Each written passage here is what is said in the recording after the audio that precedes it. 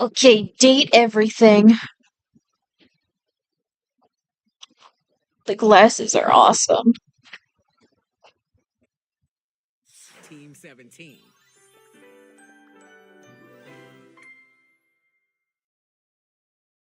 Sassy Chuck.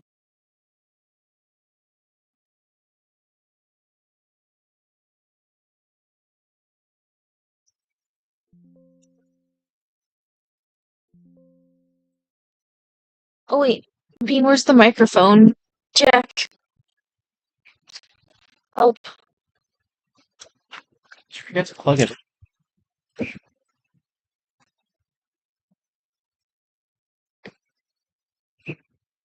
There we go. There we go.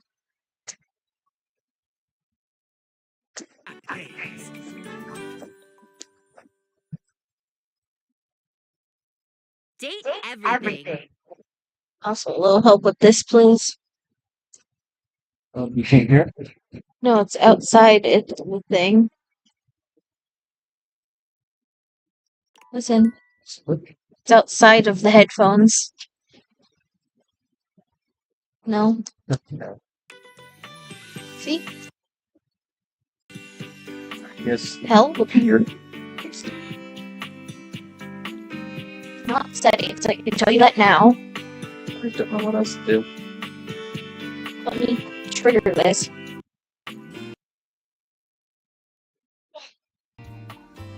Can you hear it? No.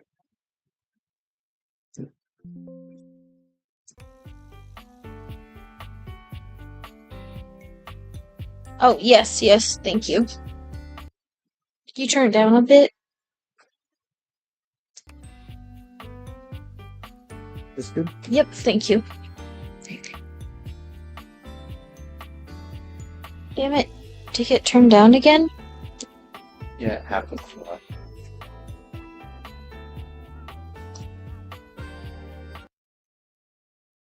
Okay, does that work? Yep, everything works. Okay.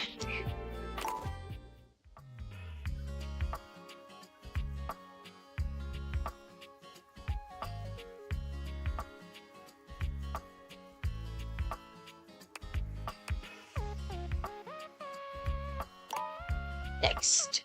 Oh, check this box. Society committed jumping through the hopes we asked.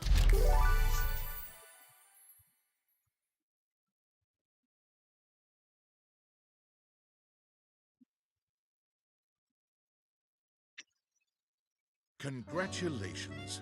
Your degree in customer service has rewarded you with a remote job at Valdivian, one of Hell the yeah. largest mega corporations of our times.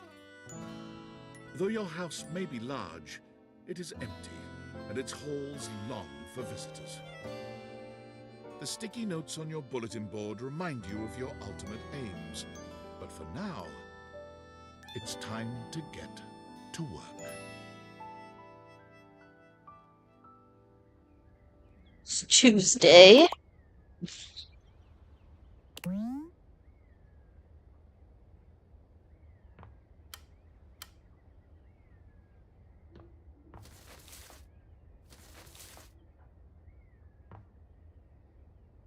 Okay. Do I sit down? Oh, okay. Valdivinites! Happy Tuesday from your favorite Chief Executive Officer, David Most. He's my least favorite. Every day here at Valdivian is a reason to celebrate, as stipulated in your employment contract. Today, however, is extra monumental, as it's the first official day of our new hire. Please join me in giving them a warm welcome to our team. Out of the 30-ish job applications we didn't immediately burn, yours had the least spelling errors. You're joining us at a very exciting time, and we're all rooting for your success.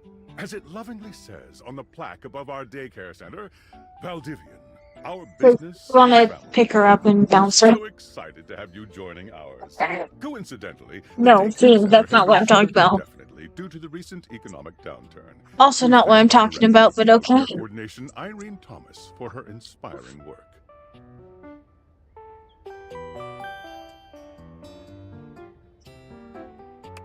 Hi there. You come I got highly her. recommended. Yeah. I've heard What? great things about your can-do attitude. Where to take that? Shut up, Dingleburr. Not sure what that's all about. I'll have to look up that term later. I'm Tom, your manager. But you might find it easier to think of me as a leadership Was eating one of your guidance pizzas. associate. I'm not from Oh, your you can town have it. myself, I can? but I have Yeah. heard great nice things about that specific locale. Seems like you are a customer success strategist. That's Hell yeah. wonderful. You should be Freaking proud. S. Who cares? Let me go. Someone's in a hurry to work. Look at me. I Love won't you. keep you. Sam. You there?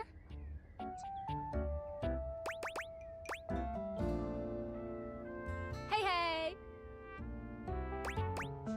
Just keep that customer service robot voice on at all times, and no matter how mad you get, never give it back to them. And remember, I might have set you up for this job, but you got it because you deserve it. You literally have a degree I'm gonna turn off my microphone. in customer service.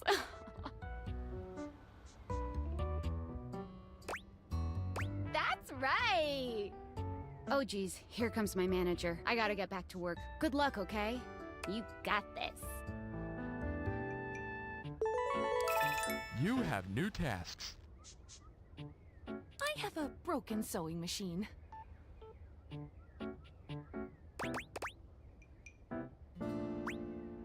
Oh, I don't know. It stopped sewing a couple of years ago. Can I get a refund, though?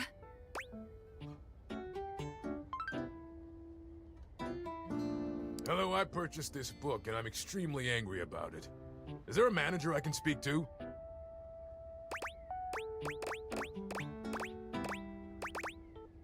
Thank you.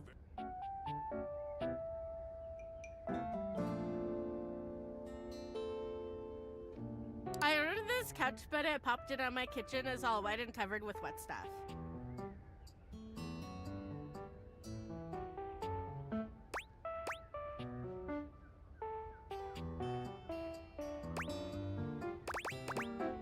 What? Just give me a refund. Yay. I am a science teacher, Pronto Palace High School, Go Harridans, and I ordered this as part of a series in which I give students an element to take care of to learn how to be a good parent. This is not cobalt. It did not respond to normal cobalt stimuli.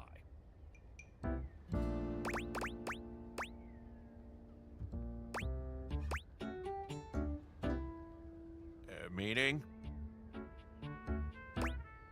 Ah. Hello, my name is Emmanuel, and I have counted precisely 480 paper clips in this box. I would like a refund promptly. Thank you. Thank you for noticing. Have a happy day to you and your soul. Valdivianites! Salutations from the chatbot that has replaced your CEO, David Most. Just kidding. CEO is an extremely important position, and there is no way a computer could ever replicate the ingenuity, expertise, and warmth I utilize daily to bring leadership to our team and value to our shareholders. Humanity is absolutely integral to the transformative work we do here at Valdivian, and I will defend the essential importance of human contributions in every single aspect of this company. Excluding, of course, the following departments: sales, marketing, finance, legal, operations, public relations, communications, product, research and development, customer service, facilities, janitorial, and, of course, human resources. If your department has been affected, however, do not fear. Your new Val 9000 AI assistant isn't here to replace you. It's merely a useful tool to help you determine if your job is obsolete. Speaking of, please join me in bidding a fond Valdivian farewell to Glenn Bernard and the amazing artificial intelligence team that built the Val 9000. While the Val 9000 has unfortunately determined your incredible skills would be better utilized elsewhere, your contributions to our shareholders won't soon be forgotten. Champ! Got a quick minute? Oh, knew you were always good for a quick minute. The thing is, Valdivian has done some really intensive research. And it looks like Val 9000, the latest iterative AI tech, is going to be taking over your job for the foreseeable future. I don't think so. So I guess we don't necessarily need you around anymore, but we can't exactly let you go without cause. You and I are in something called labor limbo. We'll be around until we specifically muck things up, which then they can terminate us with cause. So, no muck. I'm over here doing my best too. Keep following the leadership principles and I'll check in with further updates.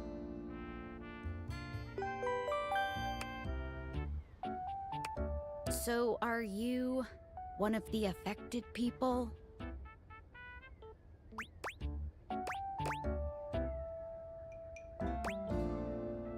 I mean, I knew this was coming soon, but like, didn't expect it today.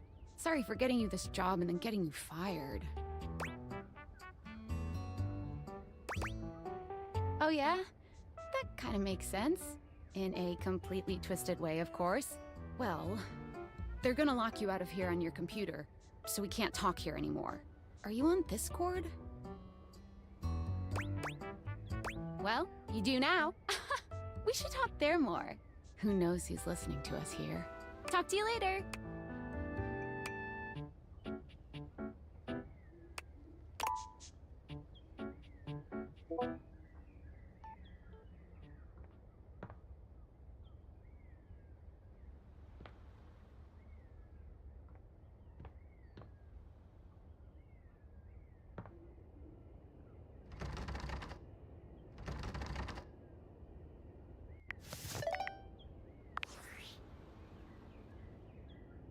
Hello. Okay, here goes nothing. Well, that's not important. Think of me as a friendly yet anonymous hacker. Any second now, you will receive a delivery via drone to your front door. Tell absolutely no one it is in your possession. I will return with further instructions when the time is right. Perhaps.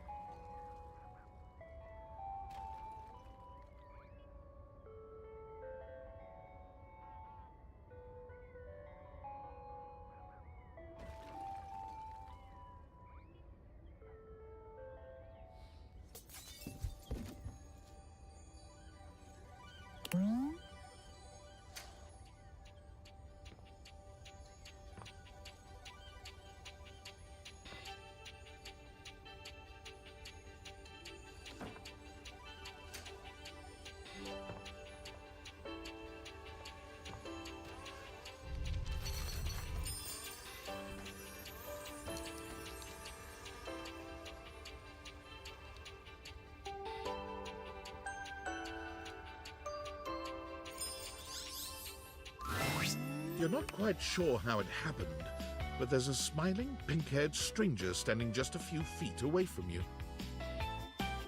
You don't remember inviting anyone over. You'd certainly remember inviting someone this cute to your house. Hey there! Your life is about to change.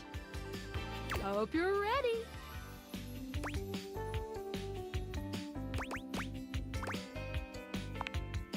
You know it, but I'm here to help you out. I'm a pair of Date Theater glasses. My name is Skylar Specs.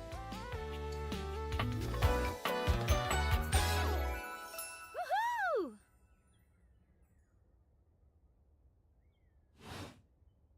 My lenses have special properties.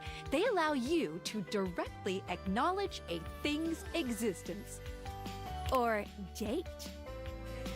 You see all the things around your house? Things you might have taken for granted?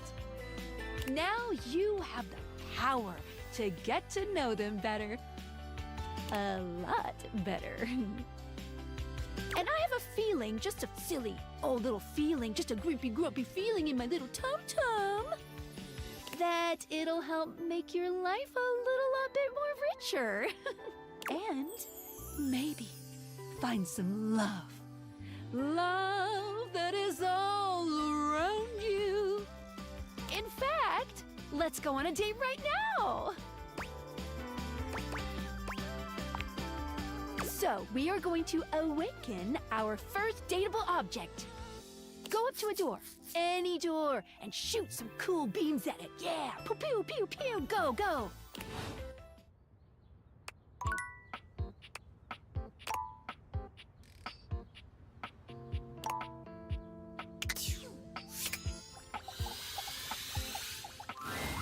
You're still standing in your house, but the unbelievable amount of bouncer energy radiating from the tall stranger who's just appeared in front of you would have you believe you're standing outside of a club. No funny business. I don't want to see those spectacles being used for something untoward.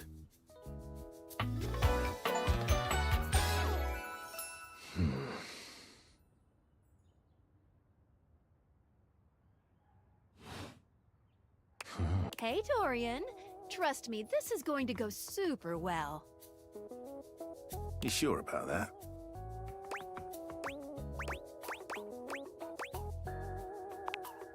I'll believe it when I see it. After awakening an object for the first time, you get to speak with them here. You get to speak with each object once per day. We get a little knackered by using this newfangled date viator rubbish, you see.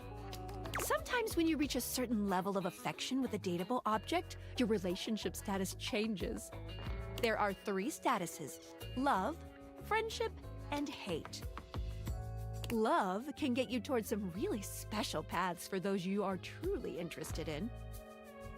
But it's not necessarily the best of the options in my mind. Dorian is a big defender of friendship. If everyone were friends, the world would be an awful lot safer, in my opinion. I've seen the complications of love. I've lived through the jealous quarrels of hate. The true bond is one between 2 friends with none of the intricacies of romantic tension. That's our bouncer Dorian talking, but you can go toward whichever one you like. Even hate, which isn't my fave personally. You speaking of Reggie? Ugh, don't remind me. Human, you seem like a good sort. So we'll be friends. For now.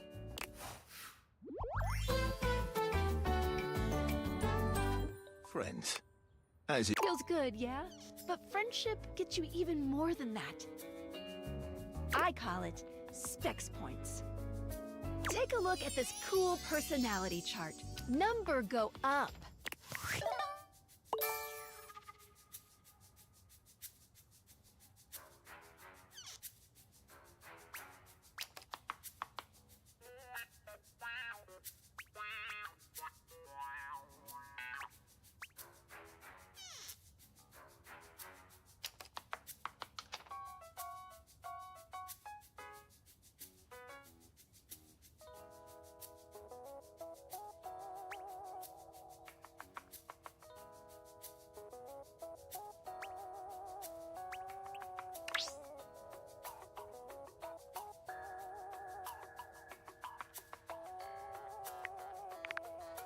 Each dateable object has points to give whenever you achieve an official relationship status with them. Get more of them to be able to choose some more advanced options.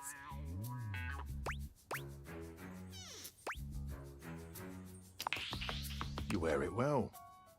You can check out your Specs Points on your phone, which... Wait. We gotta talk to your phone.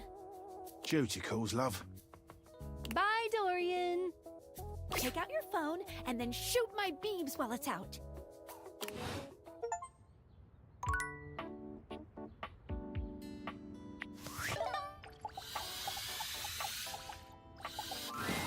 A beautiful stranger with a dazzling smile appears in front of you, shooting you a knowing wink. She turns that megawatt smile your way, and it feels like the sun is shining only on you. Hey there! Ooh, I like it much better up here where I can see your face.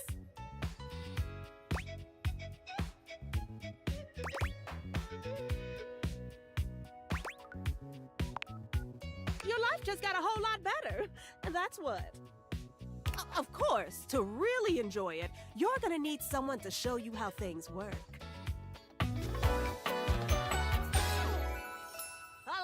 Hello!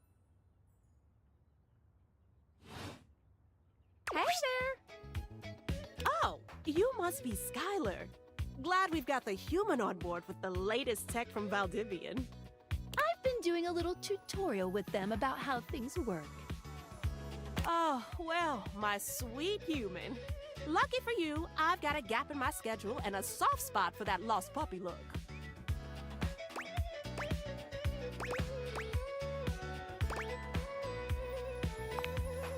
Oh boy, sorry. Yeah, I'm so used to you talking through me and not to me that I should address you with the proper level of respect. Anyway, I installed some apps on your phone that are only accessible when you put on your glasses. Bring out your phone, put on the glasses, and one of them is an app Skylar made called the Data Dex. It's my way to keep track of all sorts of fun info about us dateable objects. Because there are a lot of us around this house. Ooh, you know what? Maggie the Magnifying Glass also just dropped a really cool app. Ooh, gotta run! Another call coming in! Bye, Phoenicia! You have to meet 2 more of us. You're getting there. Now, go awaken the magnifying glass in the living room. Which of course is conveniently located on its own little shelf next to the piano.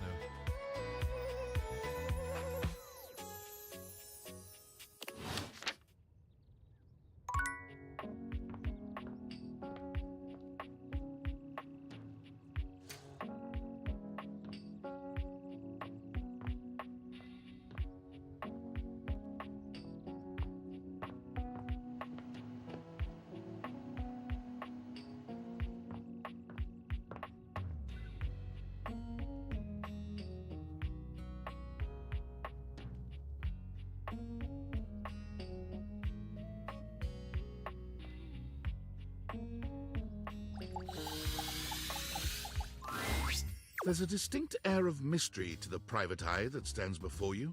She reminds you of the old detective serials your parents used to watch.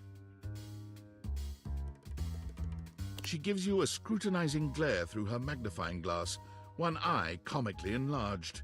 It's a Well, well, well. What have we here? Aha!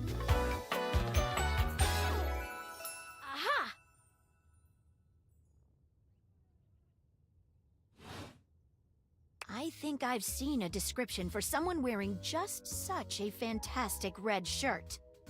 You're not a suspect, are you?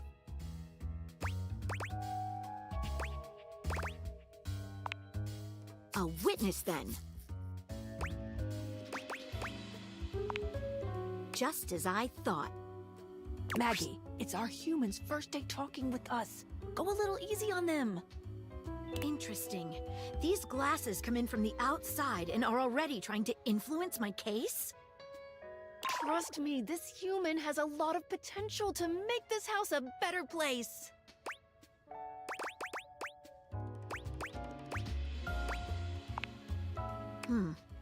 Doubt it. Regardless,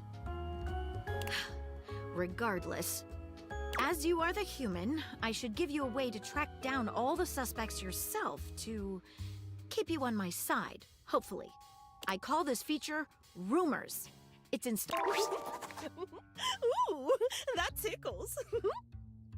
Unlike Skylar's Data Dex that gives you the lowdown on those you've already met, Rumors tracks clues you've been given to locate all the pesky, hidden objects that are tricky to find. It's good for rounding up suspects, tracking down evidence, and getting a sense of the household scuttlebutt.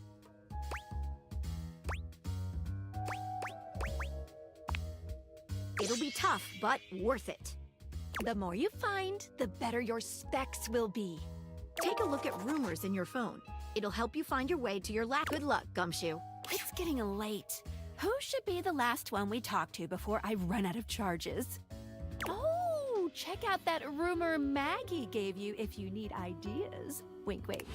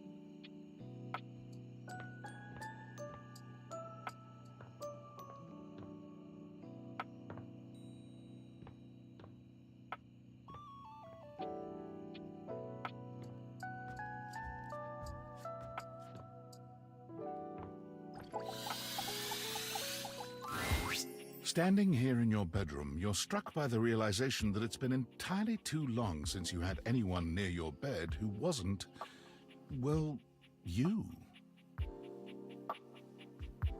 How strange, then, that the beauty standing before you feels so familiar, even though you're certain you've never seen her in your life. She's all curves and comfort, a soft body and softer facial features that seem to invite one closer subconsciously. Hey there, stranger.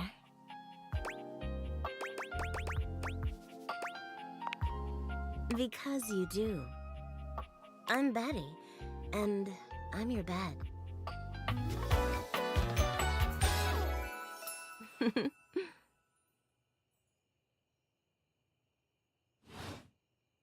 We've been sleeping together so many years, it would be a little weird if you didn't know me, don't you think?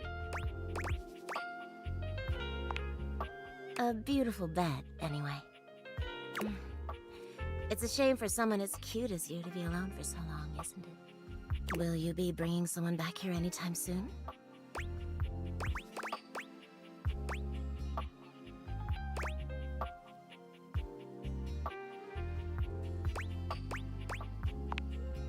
don't you worry.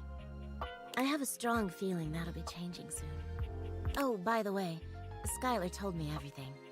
But don't you worry, I might be here now, but you can still sleep in your bed just like you always do. You can choose to talk to me or not. But I do hope you'll come talk to me. It'd be nice to finally get to know each other. Oh, how lovely. Come back soon then, cutie. Well, anyway, I'll be here. See you tonight. I can't wait. Sorry I'm late. I took a look at rumors and got caught up in some real head scratchers. We can talk about it later. For now, let's go to sleep. Today, I kept you on a tight schedule, but tomorrow is a brand new day, and you can truly experience your new powers to your heart's content. Oh, hitting the hay already? Come get comfortable then. Good night. See you tomorrow.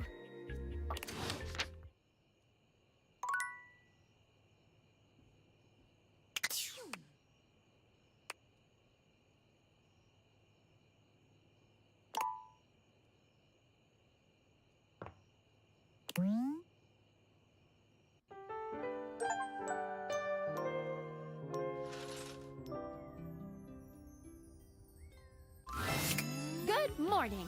Are you ready to start getting to know everyone around here better? Maybe finally find some love?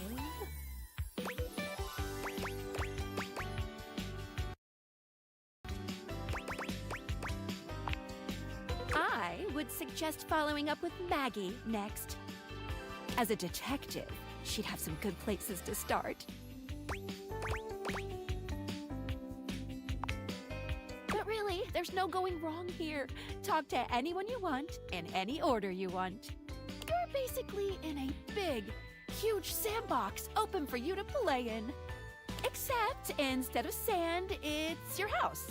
And instead of a box, it's also your house. Any other questions?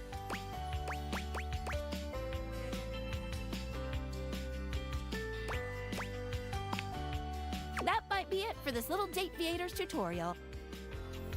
But I think we're gonna see a whole lot more than we ever imagined pretty soon.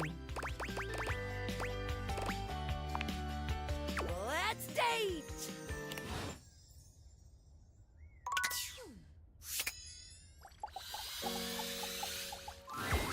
Hey there.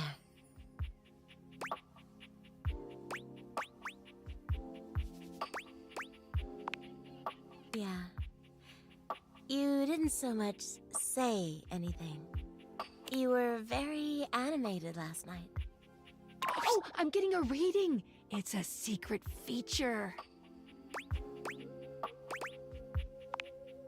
It's called Content Aware. It goes off whenever I have the feeling that something a little off-kilter might happen. It gives you the chance to see if this dateable might be someone you might want to skip due to content concerns. If you're worried that you might miss out on points or stuff, don't get your tushy in a twist. I'll take care of the dirty work for you. No penalties incurred, I swear. Pinky. If you're interested, you can turn it on now. You can also turn it on or off anytime I see ya.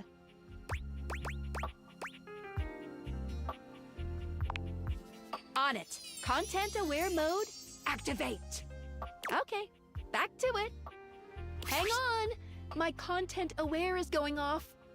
Betty is a real sensual being. Talking to her is going to get pretty intensely spicy. You cool with that? Or you want to skip it?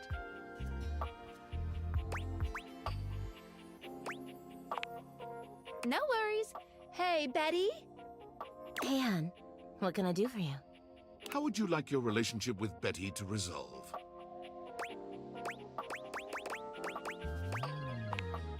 Betty's face flushes at the prospect of love.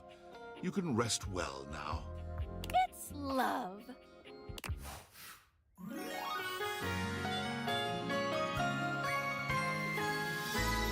You're just a dream come true.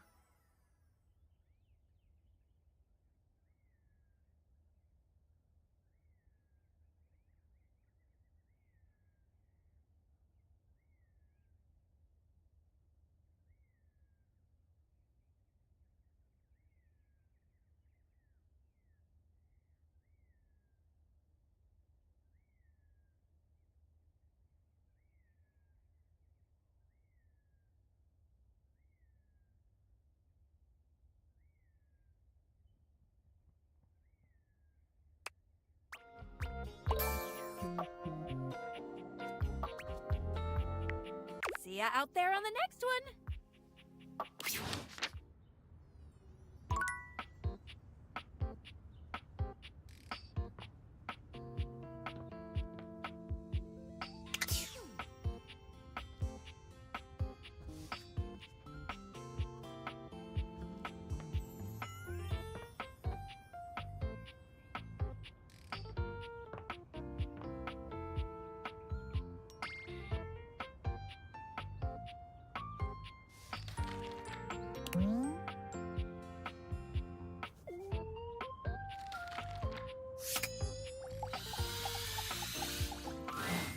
The distinct scent of books, that slight hint of vanilla and mystery, fills your nose. And while it's not at all unwelcome, it is strange to smell it when you're not actually paging through any of your books. It only takes you a few moments to track down the source of the smell. What appears to be the spirit of literature hovers a few feet away from you, nose in a book. When he sees you, he nearly drops the book he's holding, rewarding you with a glare. Ah! Oh, for God's sake, you cannot sneak up on me like that when I'm reading! You have no way of knowing what world I've been in. I might mistake you for a zombie or an ill-mannered country gentleman, and, well, I might have to act accordingly, you see.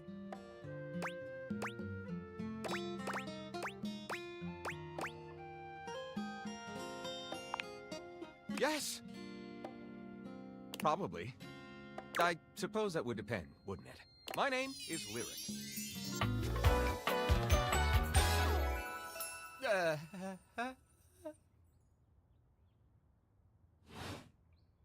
I chose the name myself, you know. I was originally written as Lionel. Can you imagine?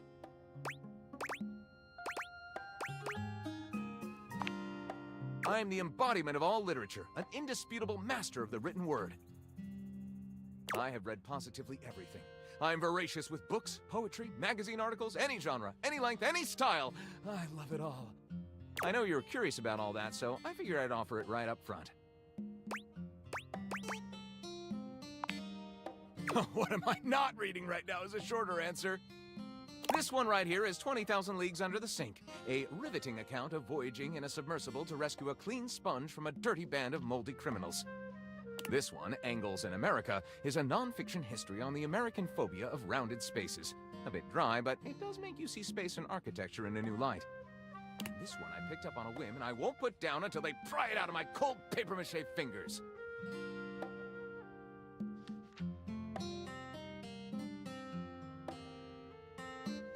Pounded in the butt by the abstract concept of self-improvement while my gym equipment watches. This Chuck Pringle fellow, he really has a line on the object erotica market.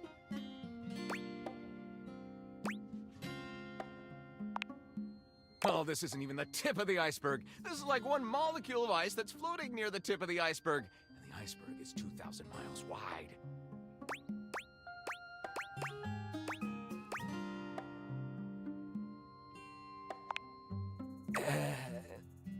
What do you mean? Sadly, I've never even written a paragraph. Not a single line of text. Not a word. Not a punctuation mark.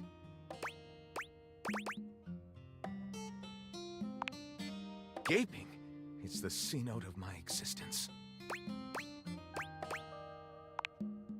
Well, I never. This is most excellent. I wager you're about to become the first human in history to help a book write a book. All very exciting. I have some materials to gather. Pens, paper. We'll probably need quite a bit of extra paper to crumple dramatically on the floor when writer's block sets in. Oh, how fun! I'm about to experience writer's block! All right, I'll get to gathering. I'll need some time, but when you return, ready shall I be.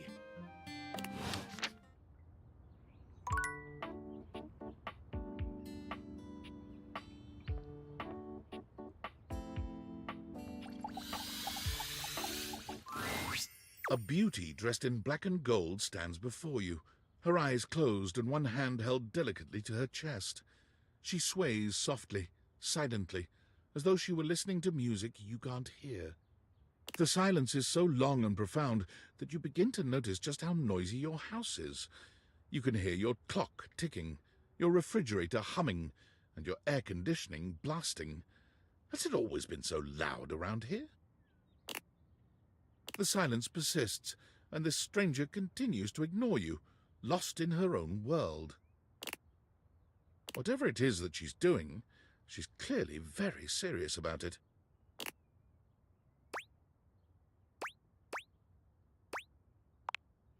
You introduce yourself, and yet still she does not open her eyes.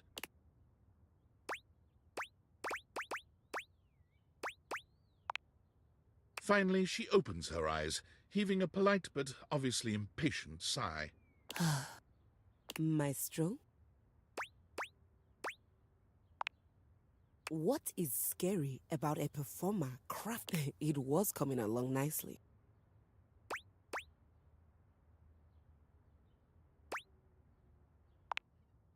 That was door 33. Surely you recognized it.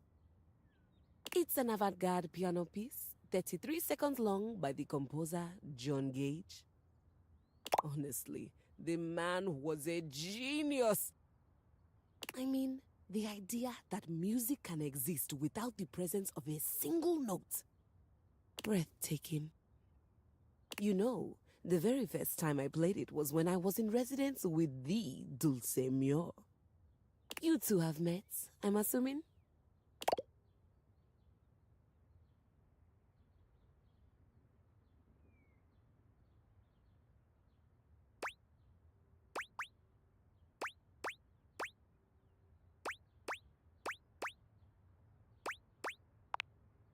Anyway, our audience that night was completely hopeless. They all kept waiting for the music to start, as if they couldn't already hear it. A rustling program, a muffled cough. It was all being performed in real time, but they kept staring at Dulce and I like we were the Philistines. Still, it was one of my finest performances to date.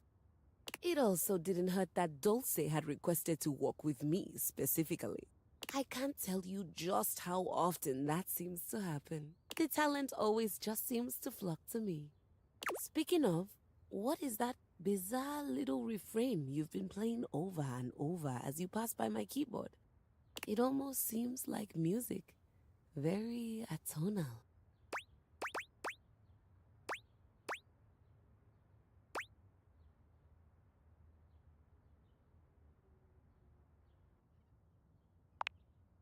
Valdivian, is he a composer?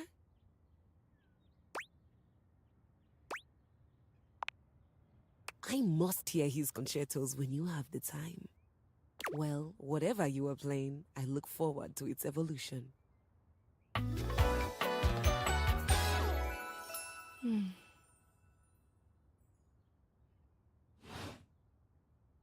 So long, Maestro.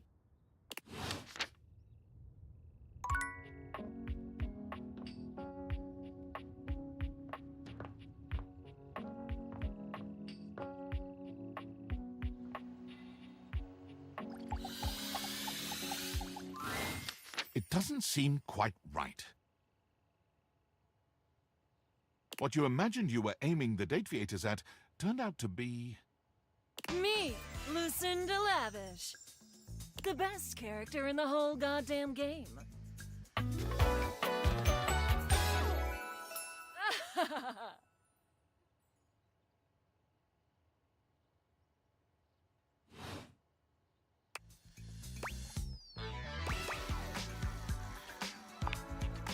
Damn straight. Watch this!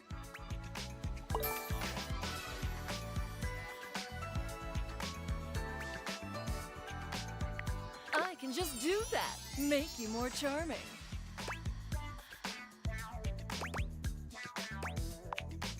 Welcome.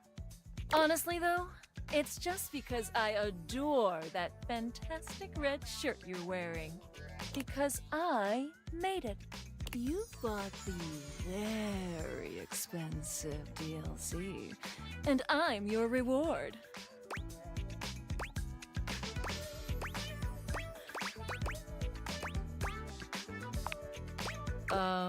Yes you did? Unless I'm missing something here?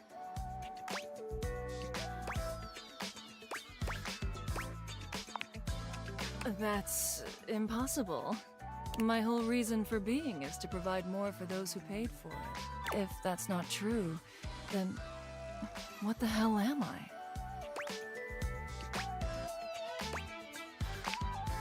Hey, I can't argue with you there.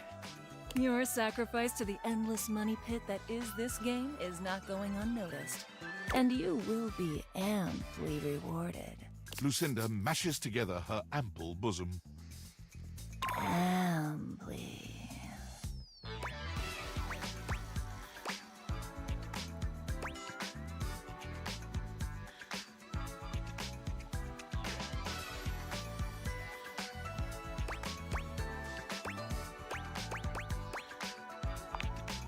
Playing it slow, huh? I love it. I'll keep my assets nice and far away from you, so that when you earn them, you'll know that you've been very, very good. See you later.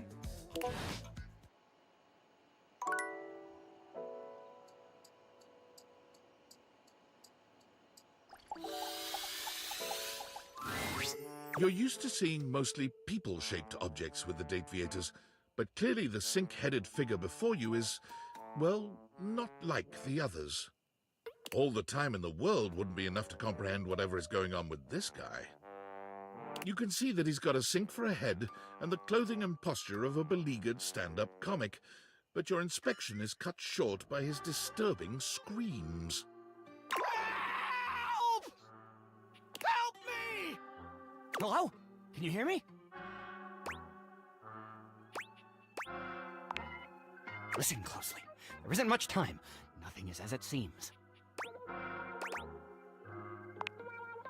I'm not who I appear to be.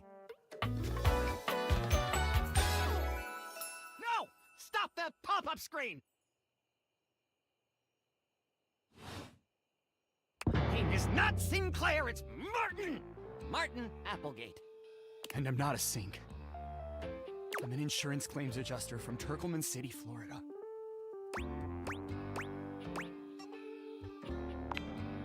Now you're catching on. Just how weird this is gonna get.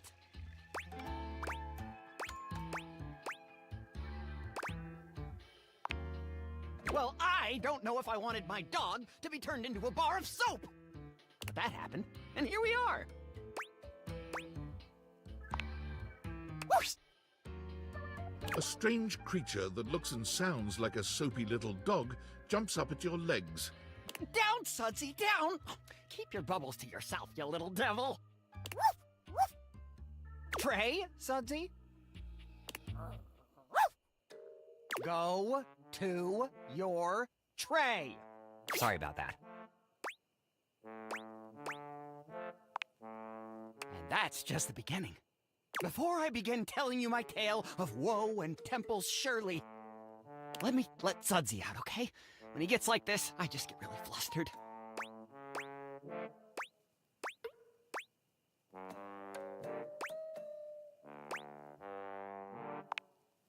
No! Okay, bye! Sink you next time!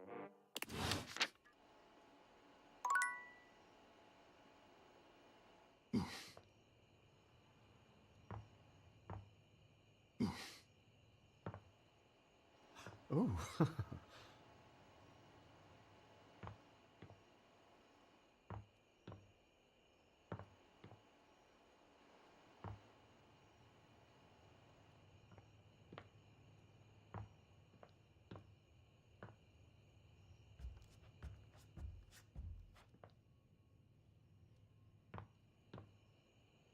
Come and give me a little snuggle, lover.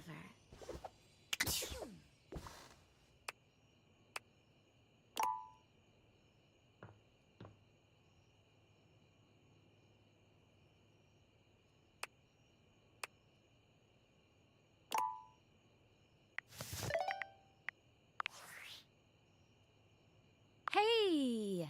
How's things in labor limbo? You been using all that extra time to do anything fun?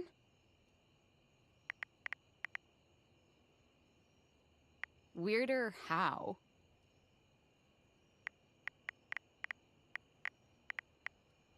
What, just out of nowhere? So what was it? Like what?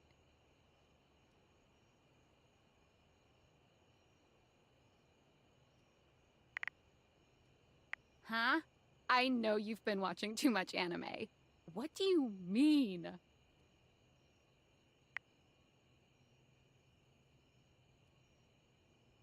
What else is there? You understand how insane you sound right now, right? Like, if you were literally anyone else, I'd be like, oh, this person thinks I'm stupid. You're serious? You're not fucking with me?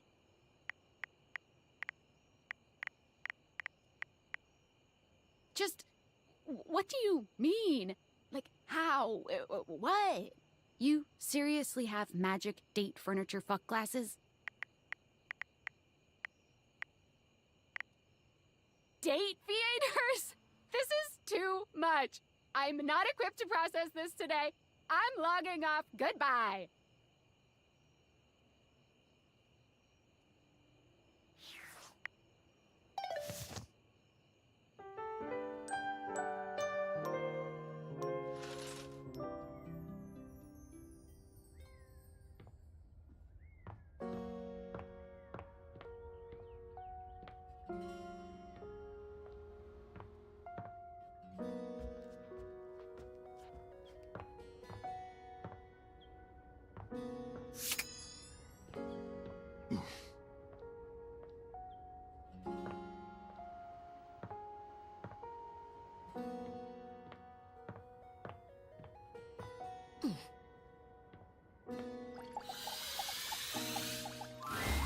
Oh, hello again. Come for more rumors? Looking for more suspects?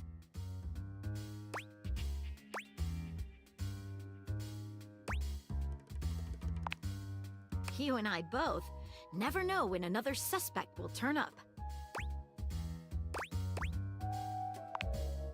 Why not both? Here are some rumors that I have turned up. Johnny Splash, shower. Location, downstairs bathroom. Winifred water heater, location, office closet. Lyric literature, books, location, anywhere.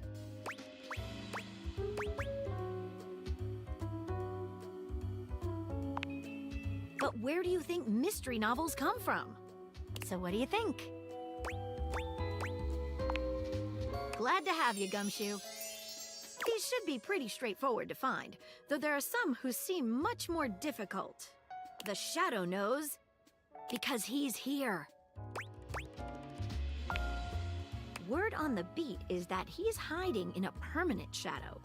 If you can find one around here, I would investigate. You're welcome, Gumshoe. Keep pointing those spectacles at everything you see, and you'll find a whole array of potential suspects at your fingertips. Or eyelids, as it were. Phoenicia can help you track down plenty of other rumors, if you're looking for more.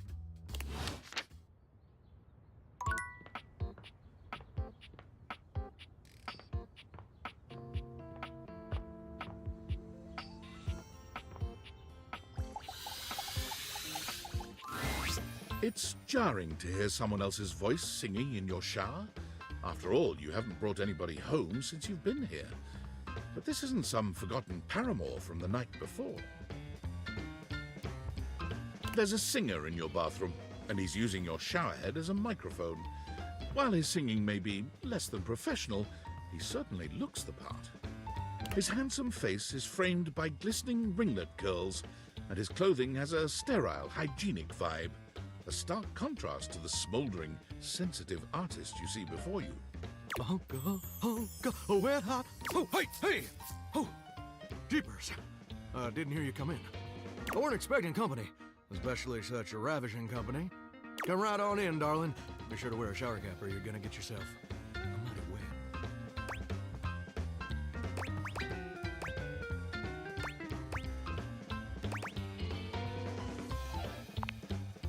And a mighty fine sense of humor about you, too. It's maybe the best quality a person can possess. Right up there with calf roping.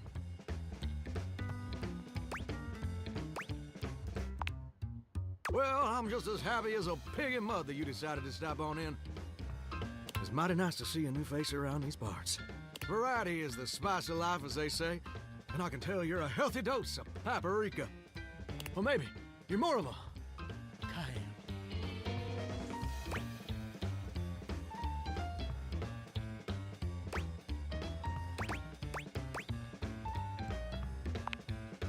Ooh, spicy. Makes my mouth water just thinking about it. Well, I reckon we'll have to get to know each other better to really find out. Well, you're mighty welcome. Name's Johnny Splash. Whoa!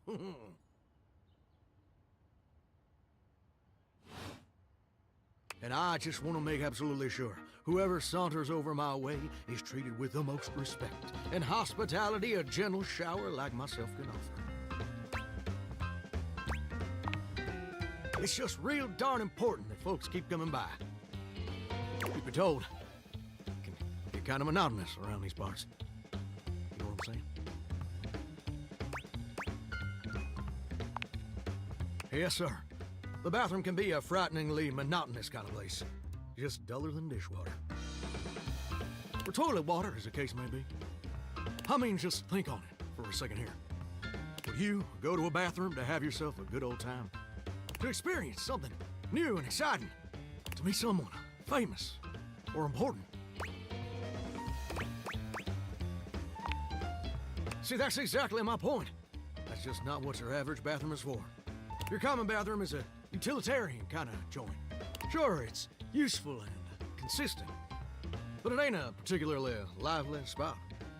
Ain't no nightclubs in no bathrooms, you know what I'm saying?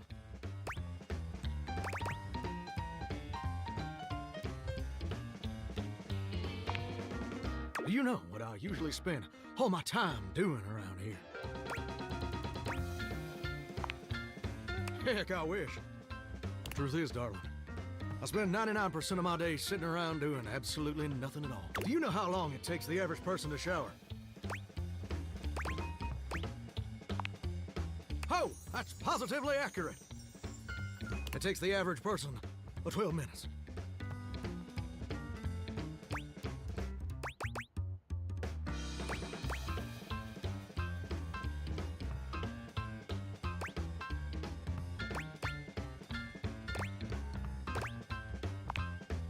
That's your shower. I ain't here to pass judgment, baby. That's between you and the Department of Water and Power. And God. Here's my point about showering. For the average person, it's 12 minutes. I looked it up and everything. 12 minutes of a water spraying, shampoo foaming, washcloth scrubbing routine. And don't get me wrong, those 12 minutes ain't bad at all. But do you know how long a day is?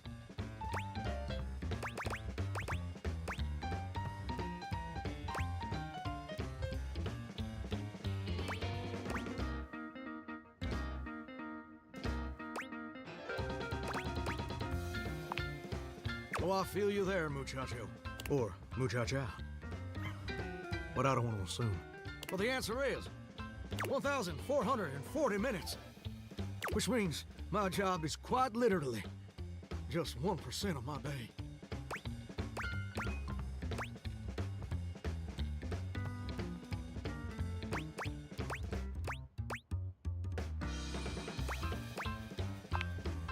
It's gosh darn terrible is what it is. See, I'm a shower.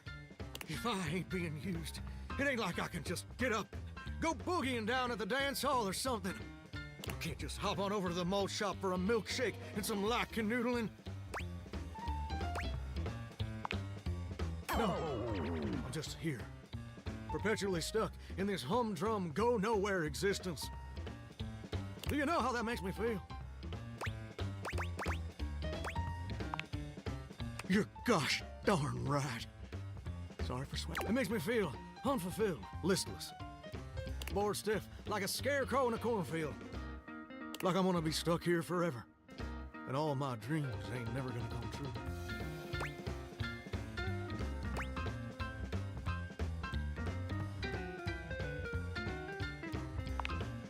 Gosh darn it. Did I go and say that out loud? Listen, I don't prefer to talk about that. There just ain't much reason to have your head up in the clouds, when your pipes are firmly bolted to the drywall. Some people get to have dreams, but Johnny Splash gets to waste away listening to leaky faucet strip. And that's all there is to it. Oh, what the heck? You done twisted my temperature knob. Now, I reckon I usually don't do this, but you got a trustworthy face. Plus, I'd be lying if I said I wasn't just a little bit sweet on you. So, I'll tell you my super secret dreams on one condition.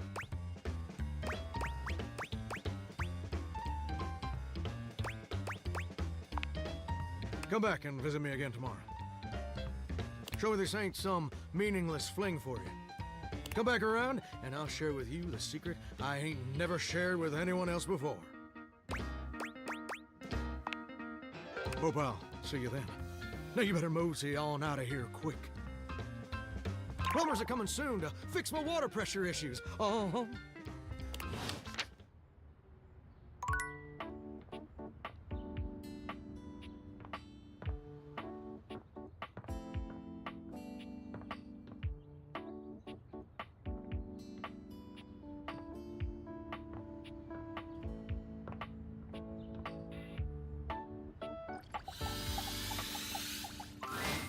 It appears that your intentions have gone awry once more, as the interloper Lucinda Lavish stands there instead, striking a pose.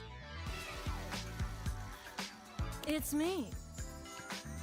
I said I would return, and now I'm going to give you a choice. Think good. Tell me, lover, how would you like to know me?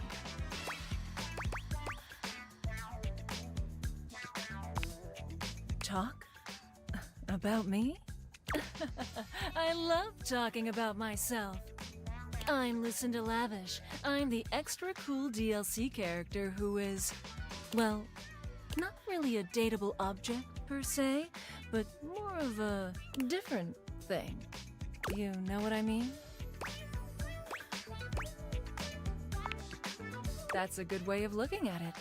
I haven't thought of that before.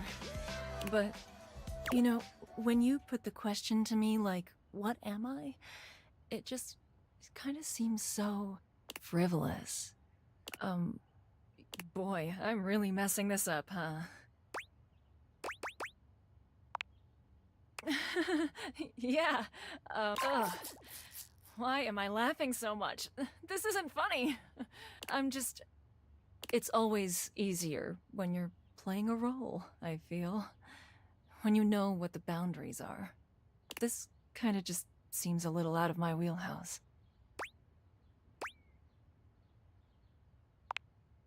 Oh, you're right. Shit. I'm gonna go. And with that, she is gone.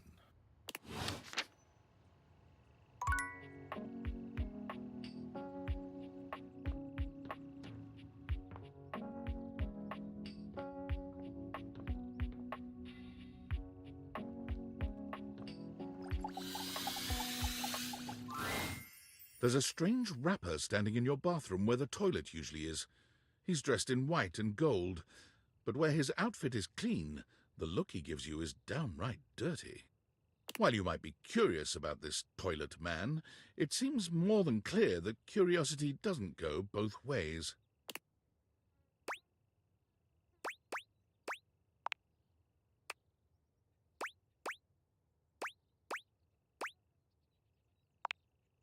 The toilet man springs into action, raising his hands to his mouth as he begins to beatbox.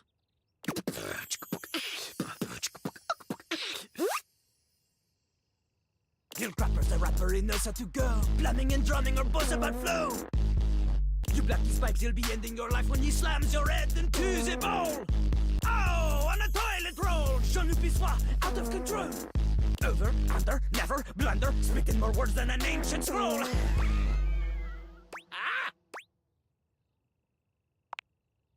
Ugh, do not say dope to Lil Crapper. Dope is what the junkies hide in these cisterns of innocent toilets like Jean-Luc. Jean-Luc sings all about this in Lil Crapper's latest album, The Teepee Hippie. Anyway, you know Lil Crapper. You love him. Everybody does.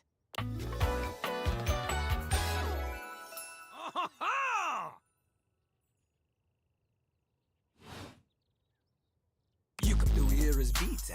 Or maybe you ate a pizza.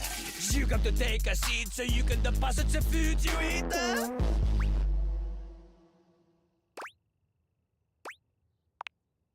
He's like a bidet, only spitting the truth, going down quicker than gin and vermouth. They call him a potty mouse, letting the naughty out, but that's a way to appeal to the youth.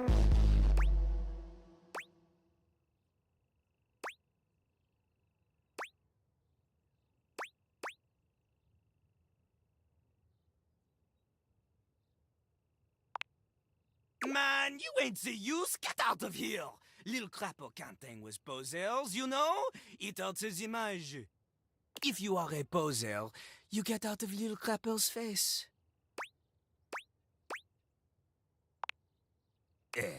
Maybe? Show me what you got. Show me. Show me little crapper is not alone on this stage of tile and stone.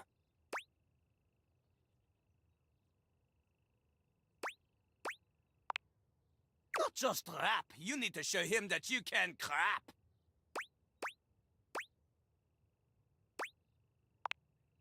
Crap. Crapping. Short for cool rapping. Lil Crapper is always crapping. Now it's your turn.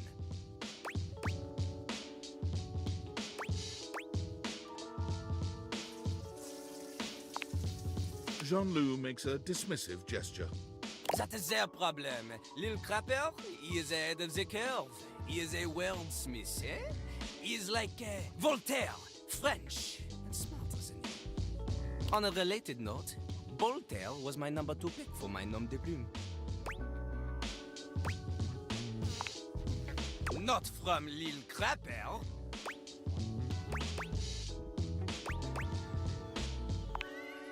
Lil Crapper is not a teacher, he is a test. You study on your own time. You cannot keep up, you fail. But if you can match his rapping skill, then you will be able to woo anybody. If you have the skills to woo Lil Crapper, then any partner will be within your reach. In fact, if you can match Lil Crapper in a crap battle, then he will fall in love with you.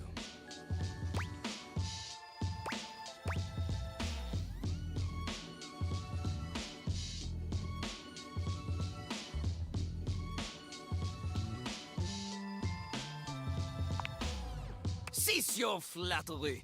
Lil Crapper's art is immune to all forms of romance unless they are accompanied by a backing beat. So, what do you think? Do you have what it takes to face Jean-Loup? You are wrong!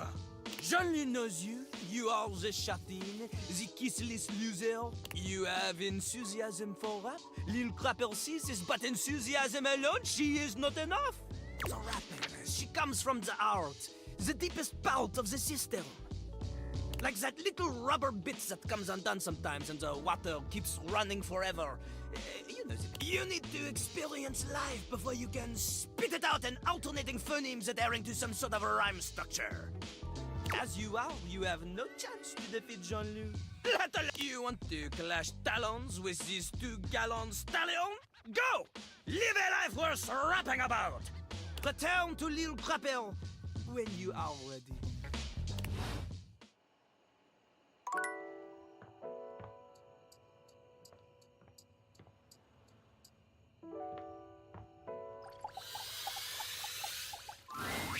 The frazzled figure standing before you has the sort of overworked and underpaid co-worker energy you've not seen since you started working from home. She startles when she sees you looking at her, dropping a number of office supplies clutched in her arms. Oh my god. You can see me? You can see me! Oh my god. You've walked by me for so long without looking at me. Office Romance Magazine was right. Maybe this really is my year.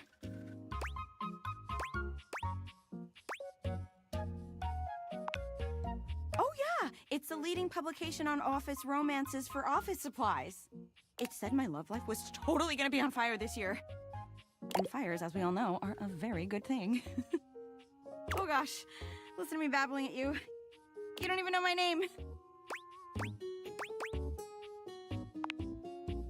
Yes, yes, I'm Penelope, and I'm your office supplies.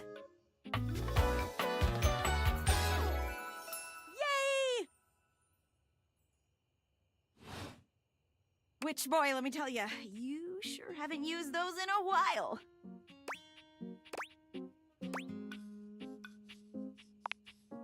Yeah. But it's great that you're here, though, because now you can bear witness to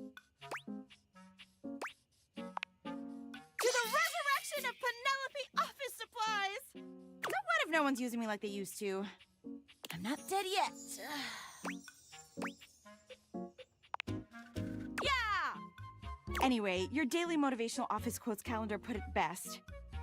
Your most important work is always ahead of you, never behind you. Now, what do you think that means?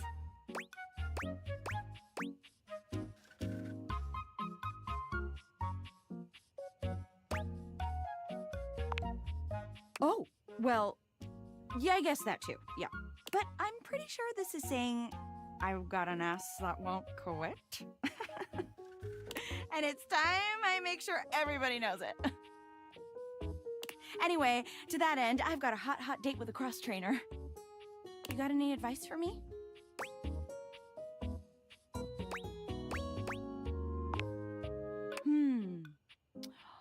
A little boring, but all right. I have arrived to do battle! Oh, there he is. I assume he means date? I meant just what I said. Prepare yourself. Whoa. Right. Love it. See you later.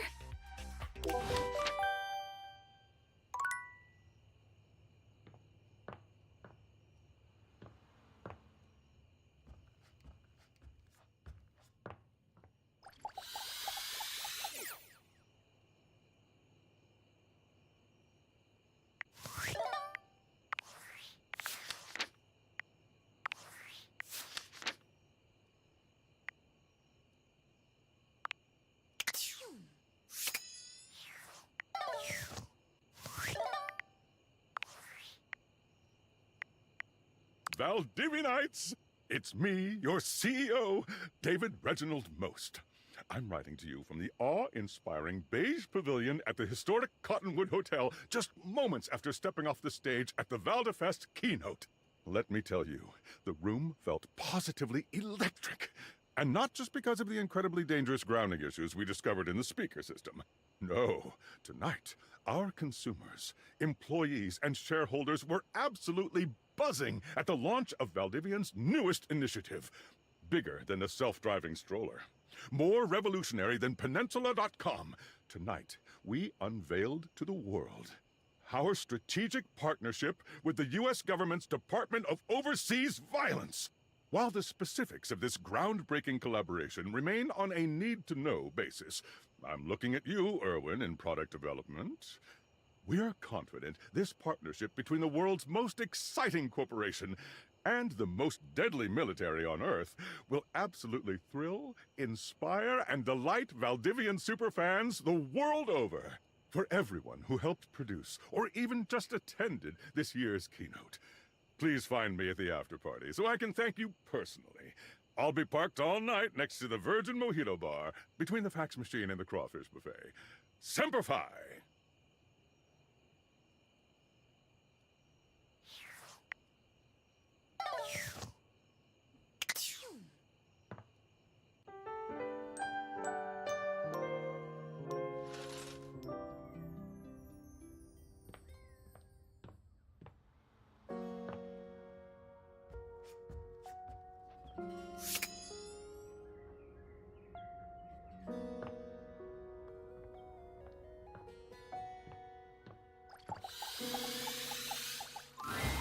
Johnny is in his own world when you come upon him, his handsome face creased with a frown. He's talking to himself rather than his usual singing, counting things up on his fingers and running a hand through his curls. Seriously, the grout needs replacing too.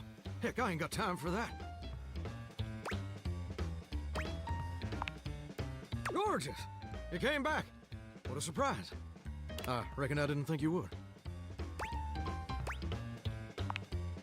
Well, that you did. I can see your word is your bond. A much stronger bond than the grout in my tiles, evidently. Anyway, I'm just so glad to see that smiling face again. Makes me happy as a clam in butter sauce. That's right. I did make you that promise. Okay, but first, a question for you. You're not a big-time record producer, are you?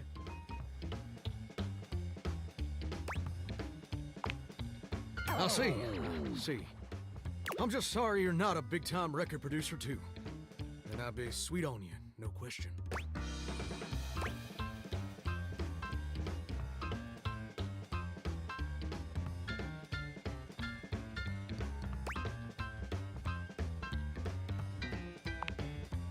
Oh, heck no.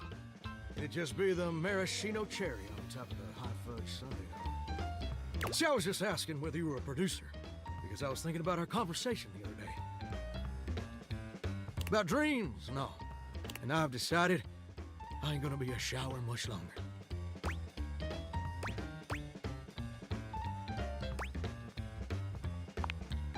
That's a great question, which I'll answer after I recite this little speech I prepared. Don't get me wrong or nothing. Being a shower is an honest way to earn a living. My pappy was a shower. My grandpappy was a shower. Heck, my old hound dog Duke, well, I reckon he's a shower too. Got me some mighty fine memories of being a shower. Most of them involving sundry drain cleaning products and the way they make me feel inside. But it just ain't my true calling, you understand? Do you know what my real passion is, gorgeous?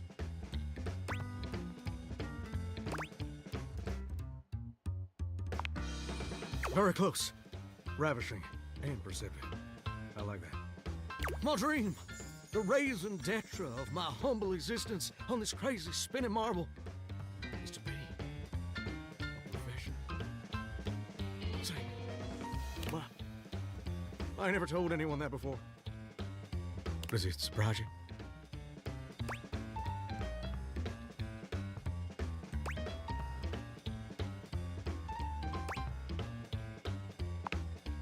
Well, it's the truth. See, ever since I was a little baby spigot back in Nashville, rocking on my mama's knee, all I ever wanted on this great green earth was to be a superstar. Like my heroes, Elvis Parsley, Lady Wawa, and Chris Barrett. And ever since then, I've practiced whenever I can. Watched every video tutorial there is. But there's just one problem. It's mighty embarrassing. But my problem is, I'm just too gosh dang insecure. I want to share my love of music with the whole wide world. I want to be recognized for my talents. Every time I think about putting myself out there, I just fall to pieces.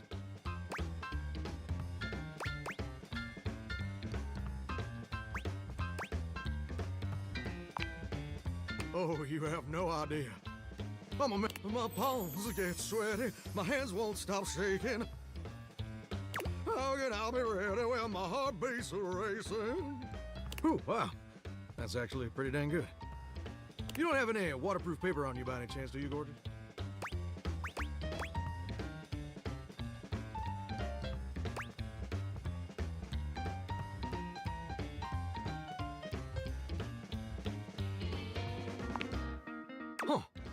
Huh.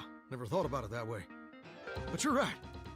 My pappy, grandpappy, and old hound dog Duke sacrificed too much for me to throw away my dreams just because I'm a little afraid. Afraid of what? Afraid of failing? Heck, folks gotta deal with much scarier things than that all the time. Like spiders. And PFAs in the water supply. Gorgeous, meeting you has truly been the kick in the pants I needed for a long old time. Insecurities, go kick rocks. It's time for Johnny Splash to make his big, splash.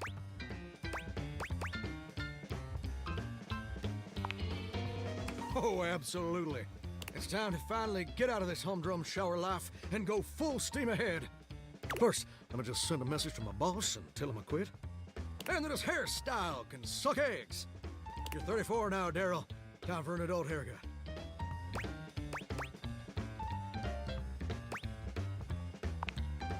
Heck yeah! You might say I ignited a real ring of fire. And sent! Woo! I'm so dang nervous. Heck, my hands are all shaking. But I feel swell, you know. Real, though.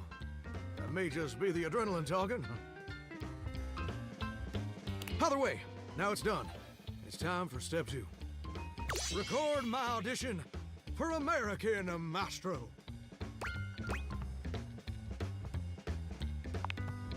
It's America's #1 reality TV show. I'm surprised you ain't never heard of it. It's been streaming on Valdivian Plus for like 100 seasons at this point. It's a singing competition series where the best future pop stars of America duke it out, vocally speaking, for the chance to be crowned America's Maestro.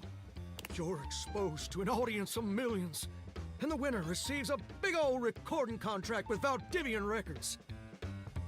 It's always been my dream to compete, and hopefully, to win.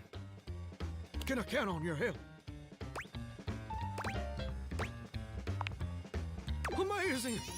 I'm just so... All right, I'm gonna go get rehearsing and get started on my application. Can you meet me back here tomorrow to record my audition? After all, you're my inspiration.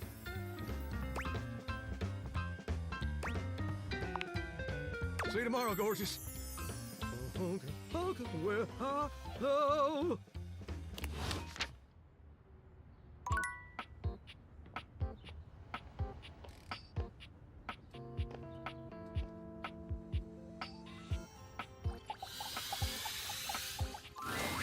You see a slim, dainty gentleman in a well-tailored suit. He's absorbed in the ticking of a fancy pocket watch, but it's the feline ears on his head that most catch your attention. A tail sprouts from just above his backside, moving back and forth in time with the watch. Tick, tick, tick.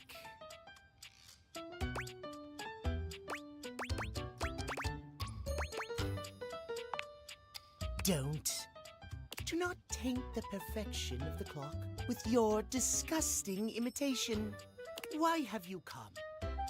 I don't see interruption to meditations on the beauty of time on the schedule.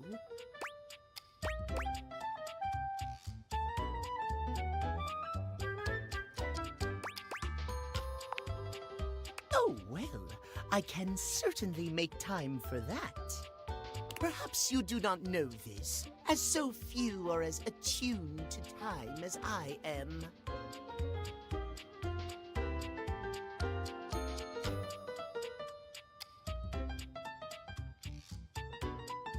But punctuality is of the utmost importance. So if you wish to speak to me, you must make an appointment.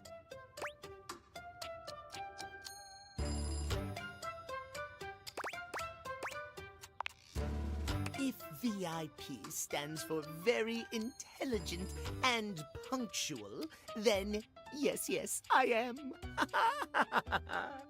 If you wish to make my acquaintance properly, you will return with an appointment.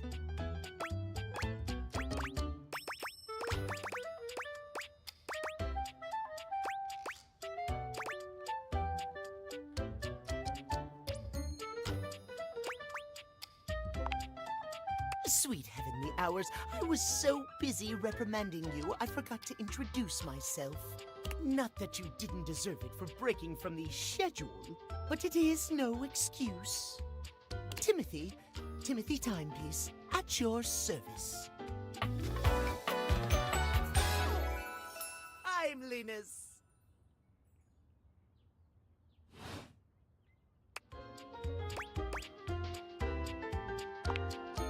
It most certainly does not. We should all be obsessed with the beauty and perfection of time. The safety of it, really. As long as one abides by the schedule, nothing can be out of place. You will abide by the schedule, won't you?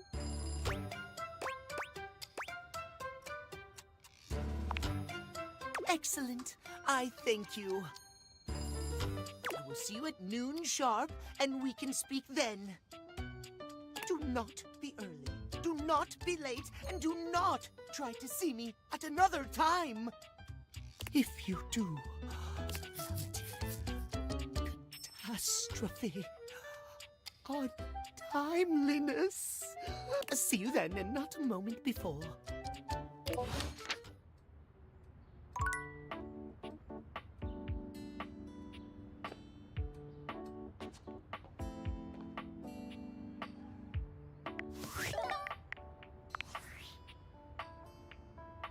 Impressive news out of Valfest. Really too bad that particular partnership is about to hit a rough patch.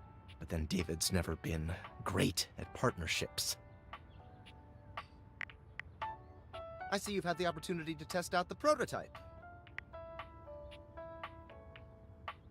I'm enormously grateful to you for concealing the prototype, and I'm sorry I dropped all this on you so unexpectedly. I know protecting it is not a responsibility you asked for. Maybe not even a responsibility you want. But I had no other choice. Every other Valdivian employee's allegiance was unknowable, except you. I knew you were trustworthy. Your private HR record said as much. Anyway, it's not safe to talk. I will return when the signal is secure.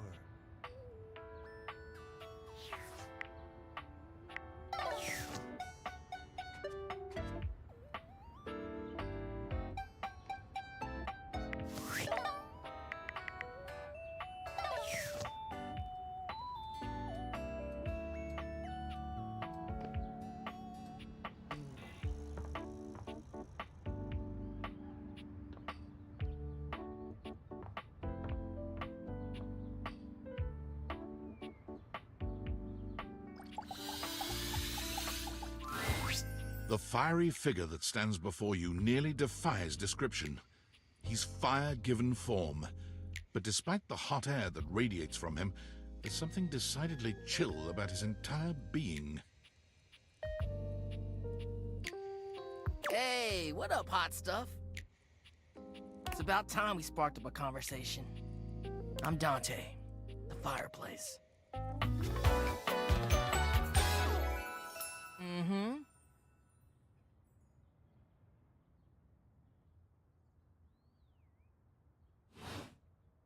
Sure, we just met, but you could think of me as an old flame.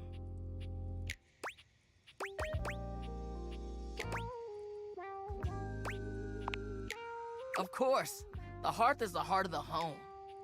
I see what you're doing. Kinda get me fired up too.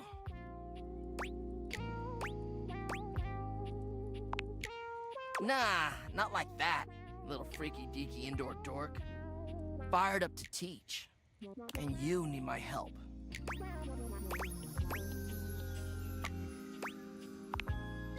Yeah, but it's all good, because I've been waiting for the perfect student. Yup, if you really want to up the ante in this love hunt, you need to work on your pickup lines.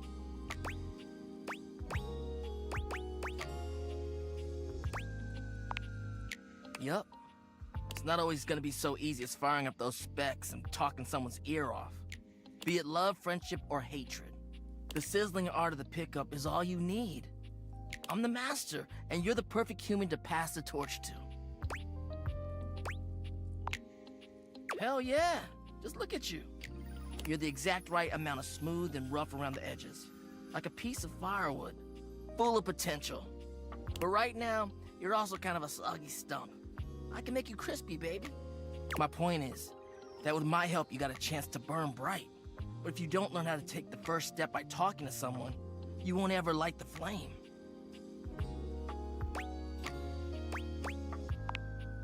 No sweat, hot stuff. I think it's time we start the first lesson. If you can handle the heat, that is.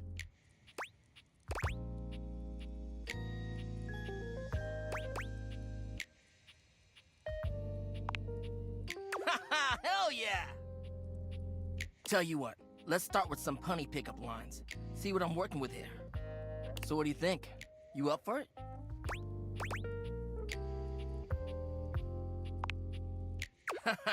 Seems like you're already getting the hang of this.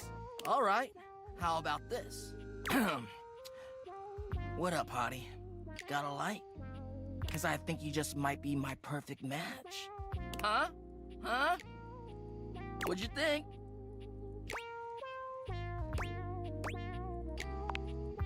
See? It's fun, right? But I just can't send you out there with my trademark material. I gotta show you how to come up with your own. Teach a man to fish and all that. How would you mix it up? Stir the coals, you know?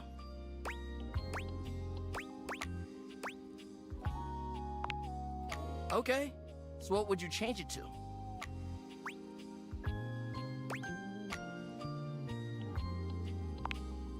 Oh, damn. Somehow you managed to make that unfunny and uncomfortable. Congrats. Anyway, that shit doesn't even matter. You see, that was all a trick question. Or a lesson, I guess. I was just trying to show you that pickup lines can be corny and fun, but not always the perfect opener.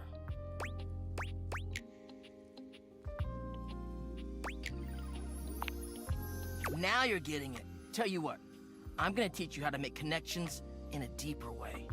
And your first real lesson in the art of the pickup isn't about some magic one-liner. You're gonna learn how to open the gates of someone's heart, get to know their soul, you know? You ride with me and you're gonna learn how to be smooth, but in a sensitive way. I call this style the way of the think you can handle it?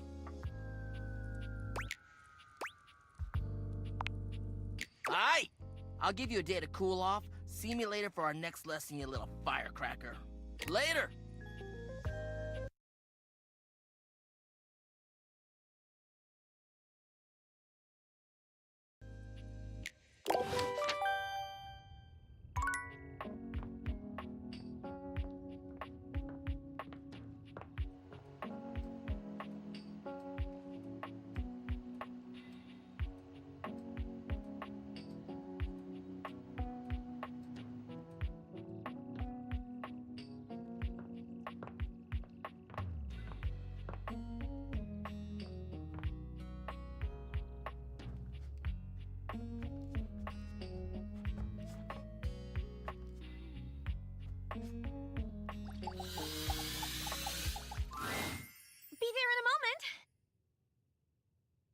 An utterly charming secretary hurries into... Hello there. What can I do for you? Her greeting is cut short as she seems to recognize you mid-sentence. Oh! Oh, my goodness gracious! It's the human! Whoa!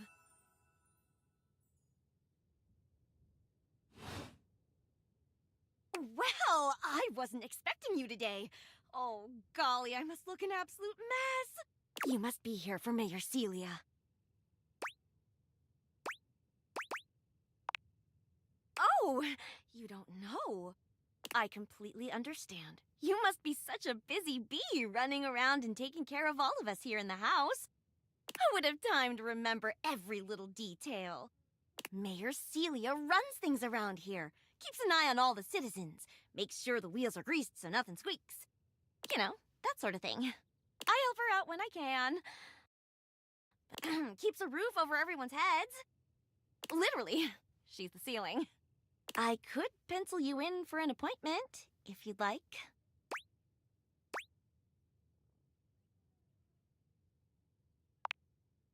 Oh, well... She twirls a strand of dark hair around her finger, blushing sweetly. Would you care for some tea while you wait? Perfect timing. Just so happens I've got a kettle all nice and ready. How do you take it?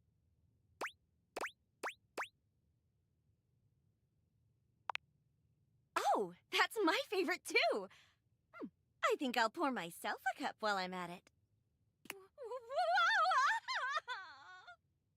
Florence stumbles, pitching forward onto her hands and knees. The tea spills all over the floor, though thankfully the cup doesn't shatter. Oh, no. Gosh, right on the carpet of my good jacket. Oh, that's gonna stain. I'm so sorry, dear. I need to dab this out with a towel right away. Would it be all right if you showed yourself up to the mayor's office? Just this once? Thank you so much, dear. Sorry again about the tea. Oh, please don't tell the mayor about this. There she is, the mayor herself. She simply radiates poise and power. She's an intimidating sort of beauty, but you find yourself intrigued to learn more about her. So, in summary, I just think if I could get a little more foot traffic around my bar, I'd get more business. Oh, Beverly, I understand your concerns. But what do you expect us to do, dear? We already put up posters and held fundraisers. We can't just move the fridge, stove, toilet, and everyone else out of the way to clear foot traffic every night. We could try that. Bev. Fine. Trust me, we're doing everything that we can. All right. But if nobody's in by next week, I'll be back. I'm sure you will, darling. Celia presses an intercom button on her desk. Florence, dearest, send the next one in. Yes, miss. Hi. Hello, Mateo. What can I do for you today? That's a great question, actually. Now that I'm here, I can't even remember. Isn't it funny how that always happens? Right when you need to think of something to say, your brain just sort of goes blank? You know what? It was probably nothing. I don't want to waste your time. I know how busy you are. I'll just see myself out.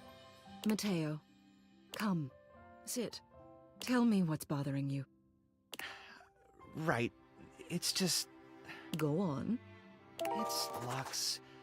They're kind of pulling cords around the house, refusing to pick up after themselves, keeping the whole bedroom up late with their streams. It's really been stressful for the inanimals. And I don't want to get anyone in trouble, but it's just been a lot, and... All right, Mateo, all right. Lux, you said. Yes, ma'am. I'll have someone take care of it. Thank you. Next. Hello, Wallace, darling. Whoa! Yes, I remember from last week. It's on the docket. Whoa! Think nothing of it. Next. Oh, it's you. I don't believe we've formally met. Mayor Celia. I'm also the president of the HOA. That's Home Objects Association.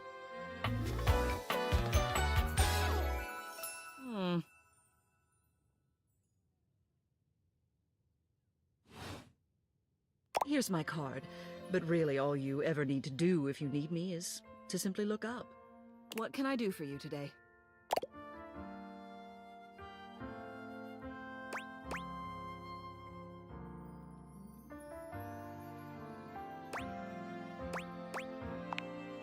Well then, hello.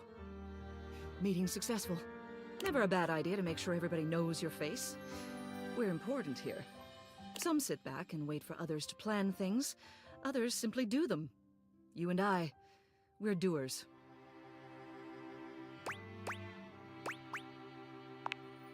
I've seen you zipping back and forth around the house, running here and there. You seem like a reliable sort. I wonder if I might ask you a favor. It's about my assistant, Florence. She is an absolute dear. Although sometimes I fear it gets her into trouble. She's such a kind thing, but that means she lets people walk all over her. Sometimes I worry the wrong sort might be taking advantage of her. I've noticed that whenever we go to lunch together, she never seems to buy herself anything. What's more, she's been pinching every penny you've dropped on her like a miser. I suspect she might be having financial issues. The office pays her well, of course. She's an invaluable assistant. I think it's possible I'd like to formally ask for your help. I may be her boss, but Florence would never give me a straight answer if she thought it might upset me. However, she's quite friendly with strangers. And technically speaking, as the owner of the house, you outrank me. Maybe you could get something out of her. What do you say? Would you do me a favor and look into this matter? Quietly? Thank you. I'll be waiting. Hopefully it's nothing. What else do you need?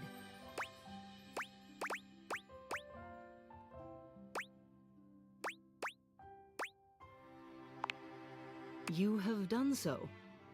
Keep well.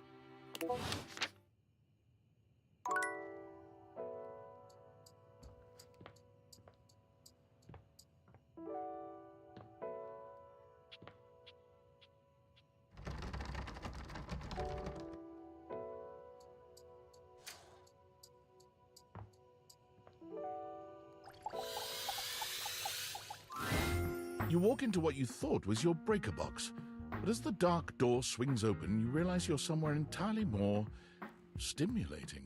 A classic speakeasy club welcomes you in. The low electric lights glow warmly.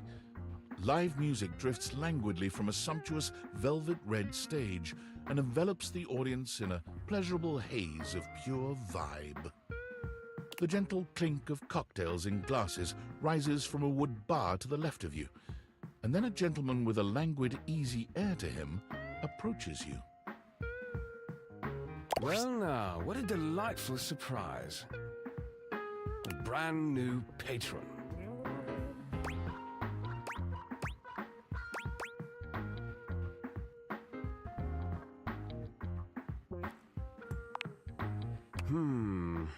Are you sure you're not thinking of another closet? I'm certain this must be your first time. Trust me, I would never forget such a striking face. Oh yes, distractingly so. I imagine it would be quite difficult to focus on anything else with you around. Though, I can't say I mind. You have quite the reputation around the house, live wire. I'm eager to explore it for myself. But we're getting ahead of ourselves. Where are my manners? My name is Volt.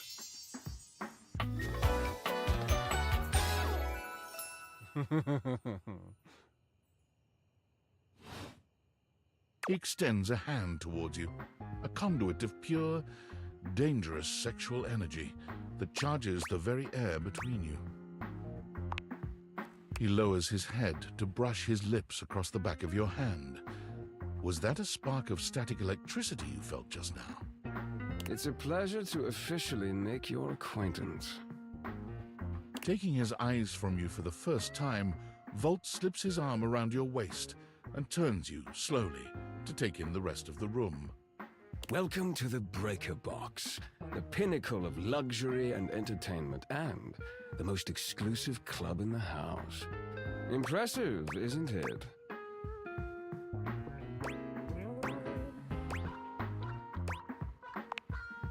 Why would there be, when we have everything you could want right here? That sound, the flickering lights, it can only be a power fluctuation.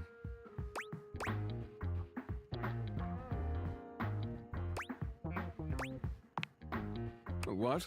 Oh, that. Well, that was nothing, just a little surge. With this much energy coursing around, it's bound to happen from time to time. Volt.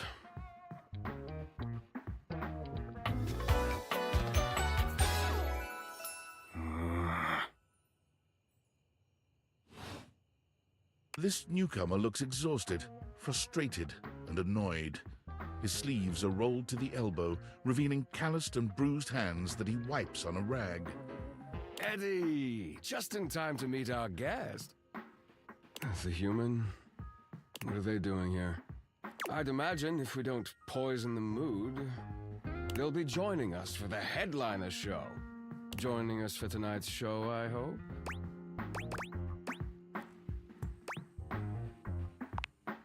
Careful there, Livewire. I might just take you up on that. Right. I'll have fun with that. I finished the patch, I'm clocking out. Not my best work, but it'll hold for the show. Ah, I see. And you're sure you're feeling all right? I'm fine. Just don't overdo it. Eddie turns and trudges away, focusing on the rag in his hands.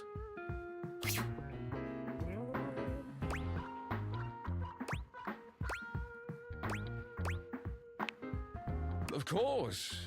Eddie always is. His human skills leave something to be desired.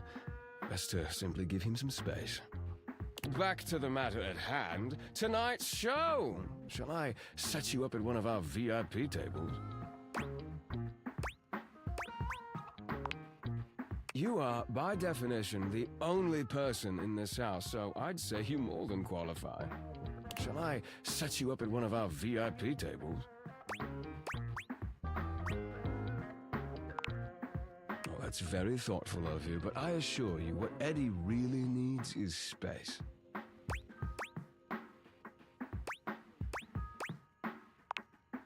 Shall I set you up at one of our VIP tables? With pleasure. With a wink, Volt hops nimbly up onto the stage. He was born for the spotlight. Good evening, you scofflaws and ducky watsits. Looks like Johnny Splash is going to be singing for us tonight. Be warned, patrons, you might get wet. Whoa. Hi, everybody. I'm Johnny Splash. I got a song for you all tonight. One from the heart. And tonight it'll be a cappella, because my voice is the greatest instrument of them all. I keep a close watch on the shower of mine. I keep my forces free of stain and grind. I scrub the ground from the tiles between the lines. I be a color. Oh, slide. That was amazing, baby.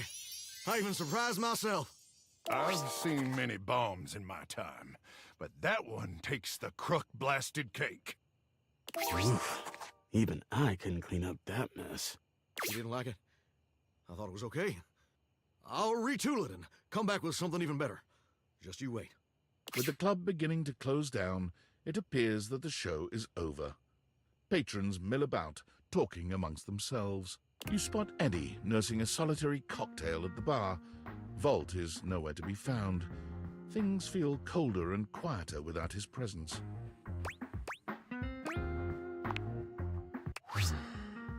Show's over. Club's closed.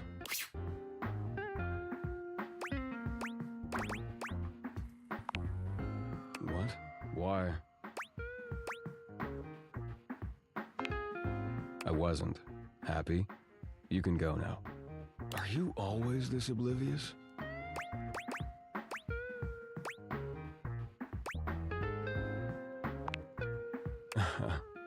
Cute. Now get out. I got work to do.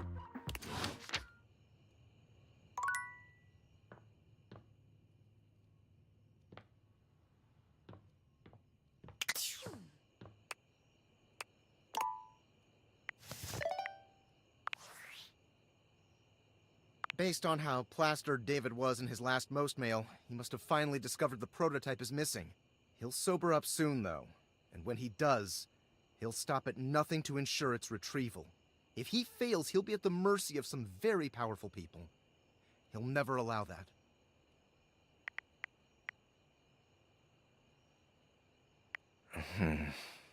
I guess it's imperative that we trust each other. And I've been asking you to trust me without being fully transparent. I know all this because I created the Dateviators.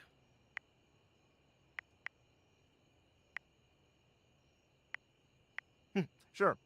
Whatever. Anyway, I can't talk now. I'm stealing coffee shop Wi-Fi, and the barista finally noticed I'm only ordering tap water. Remember, under no circumstance allow David to know you possess the prototype.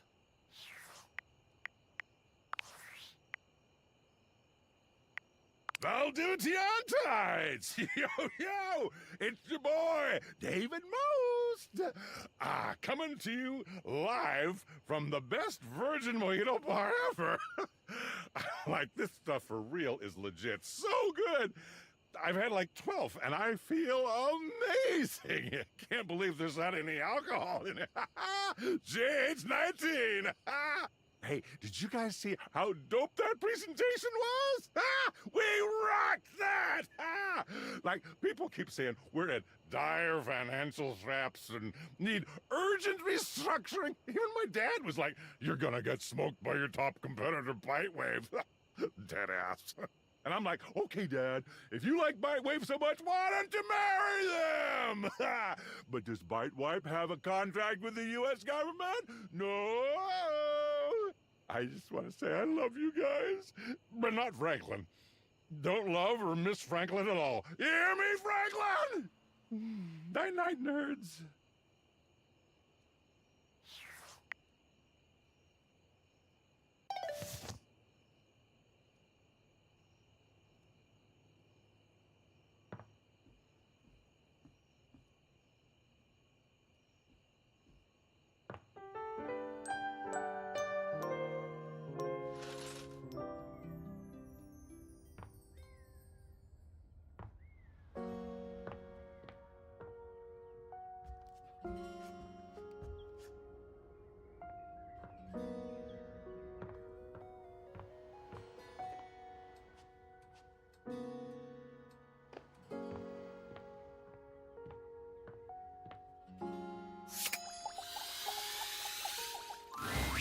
Johnny is smiling even before he sees you.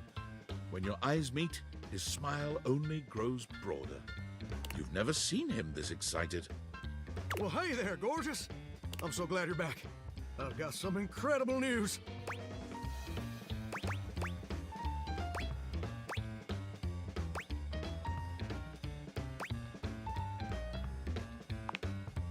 Something even better. So, after you left the other day, I went ahead and submitted an audition tape to the American Maestro casting directors. I know we were supposed to do that together and whatnot, but I was just too darn excited to wait. And you ain't never gonna guess what happened. Even better. They absolutely loved it. In fact, they loved it so dang much that they want me to be on the show. Ain't that as fine as cream gravy?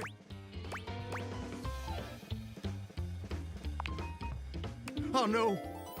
Your support is my secret weapon. They said I would be, and I quote, absolutely perfect for the show. And Fontana, she's one of the executive producers or something like that, said I'm exactly what they've been looking for. Can you believe that? Exactly what they've been looking for. I feel like a catfish in a fresh mud hole. Ain't it though? And you know what's crazy? Before you came along, I'd almost given up all hope. I'd resigned myself to a life of watching rust corrode my nozzle and hair clog my dream. Real depressing, dismal stuff. But after all these years of hoping and praying, my dream is finally gonna come true. Johnny Splash! I'm gonna be on American Maestro. But first, I need your help. Perfect! Now, this first performance is obviously a big old deal. It's the cattle call episode, so I still need to impress the judges enough to ensure I don't get eliminated right off the bat. So, I want to make sure everything about my performance is as clean as a hound's tooth. I was thinking maybe I could sing a few bars for you, and you could give me some pointers on how to improve. Amazing! You're the best! So, I was thinking of leading with this tune. It was an old favorite of my mama's, an old favorite of mine. And I hope you'll like it too. It goes a little something like this. So saws a swirling as I scrub away the dirt. Steam rising high as I like to flirt. Droplets dancing on my skin so smooth. In the shower of loving, I can't help but groove. I'm a shower in my feeling good so grand. Singing in the shower with my soap hand. Oh, baby, you're gonna let me shine. I'm a shower man, you're gonna make me mine. Well, what do you think?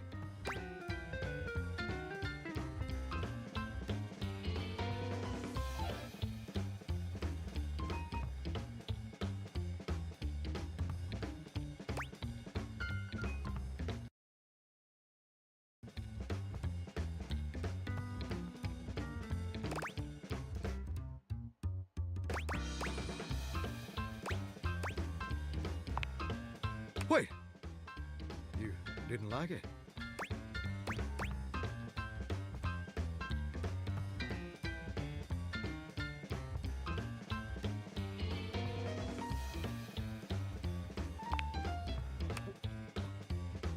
I can't believe this.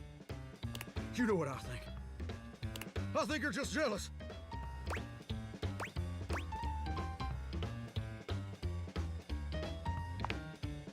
I can't believe I didn't see it before.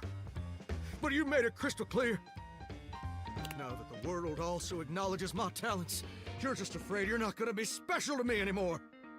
And I can understand being insecure.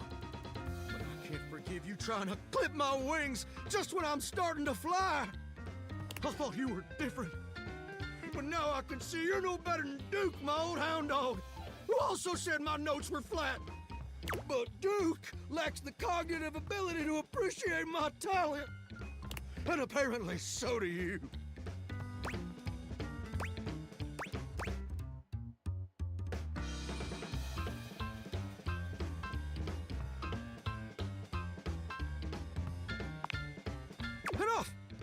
don't have time to keep rehashing this with you. I'm on in less than an hour. They're letting me perform via video conference.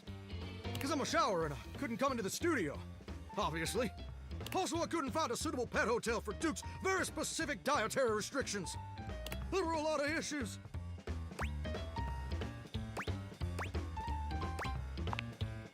Look, I better go. I'm sorry things had to end this way. I really did like you. And you changed me in ways I never thought possible. And I'll forever be grateful for the contributions you've made to my personal growth. But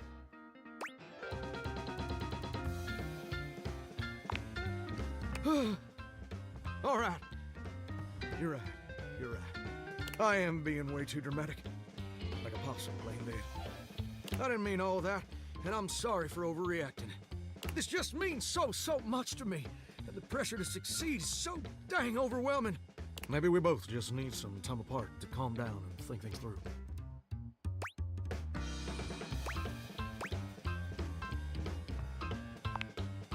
How about this? I gotta go get ready now, but in a few days my episode is gonna air.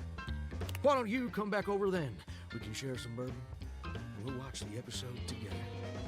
Just you and me. Maybe Duke. I promise you won't want to miss it. Oh, that's sweet, sweet music to my ears. Can't wait to see you again, gorgeous. Hunka, hunka, well, love.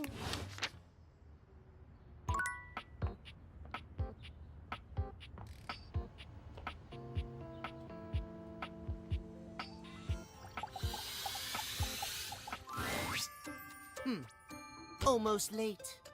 Almost.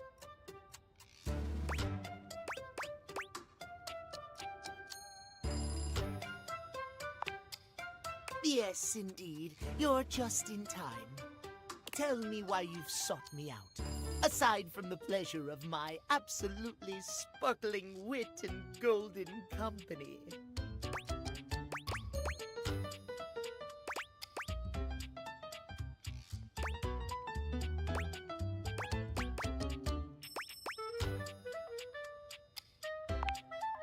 Well, your judgment is quite sound, it seems.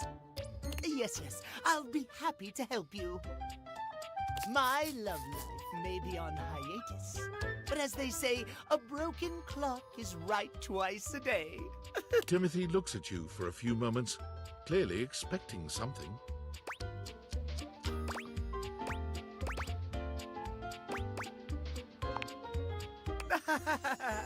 Yes.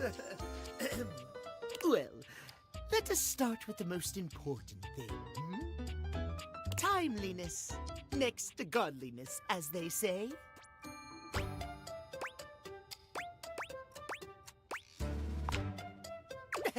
Of course I'm right. Imagine, if you will, you show up to a date showered and clean, but 2 hours late.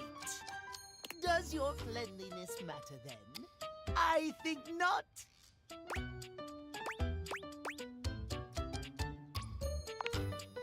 Of course I am, old bean. Oh dear, how me flies. I must away quite soon, but before I go, I want to be sure I've imparted my wisdom to you precisely as I meant to. What did you learn from me today?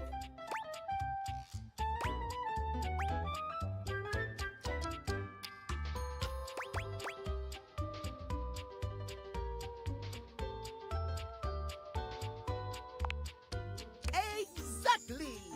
Just so. Just remember, there is always time for timeliness. Now leave me. I've run out of time for this conversation. If you wish to speak again, find me at 3 p.m. Precisely at 3 in the afternoon. Farewell!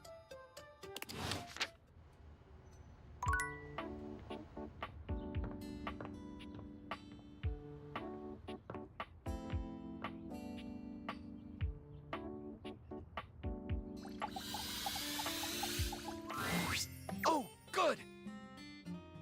You're here. I'm excited. I'm expressive. Everyone's ready to go to the zoo.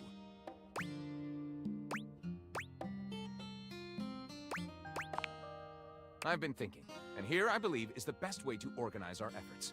Creativity is for naught without some solid logistics. I know how I'd like to start my book. I've got this fantastic detective character named Wen that I've been working on for a while, and he's going to be our hero.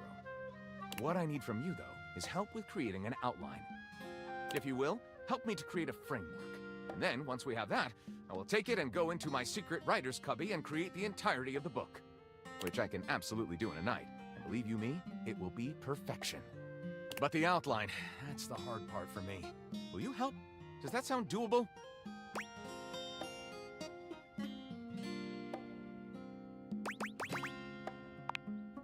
Yes, yes! Let us boogie! So, here's what I'm thinking about Wen. Detective Xander Wen. He is a hard-boiled detective living in the big city of Sprawlsville, and he is a magnet for crimes. Which works out just fine, because he's also a genius at solving them. Now, just to be clear with you, I haven't fully settled on writing a hard-boiled crime drama to go with my hard-boiled detective. The way I see it, Detective Wen is capable of getting himself into and out of almost any kind of trouble imaginable. I suppose this is why I've been having so much trouble writing this on my own. Xander Wen could do just about anything. I'm asking you to help me create his first story from infinite possibilities. Well, shall we get started?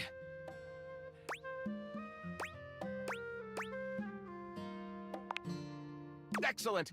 I'll give you the first line, of which I'm very proud. And we'll run with that fantastic red shirt. You're bound to have some good ideas.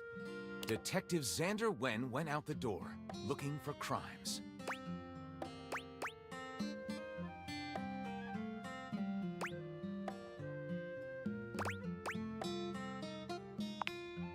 Daphne asked Detective Wen to help find her husband Cliff Fatel, who had gone missing.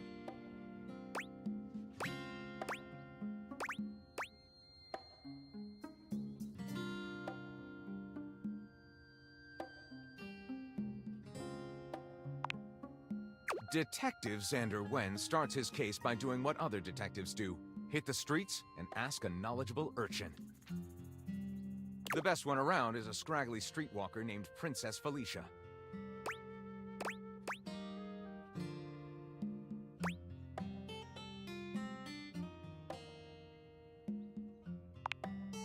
Knee-deep in this mystery, Xander goes to the reunion and finds himself sitting at the bar drinking ginger ale listening for clues.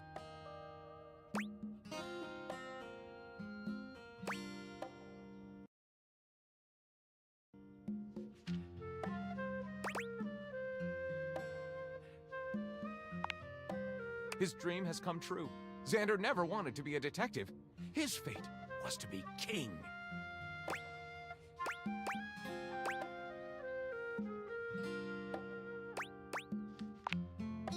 It's always insurance fraud. Always.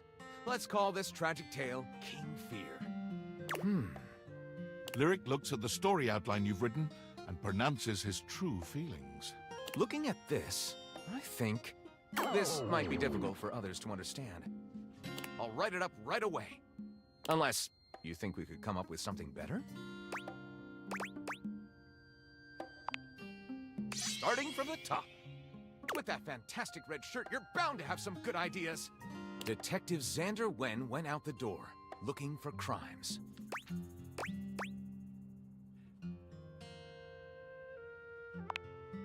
Daphne asked Detective Wen to help find her husband Cliff Fatel, who had gone missing.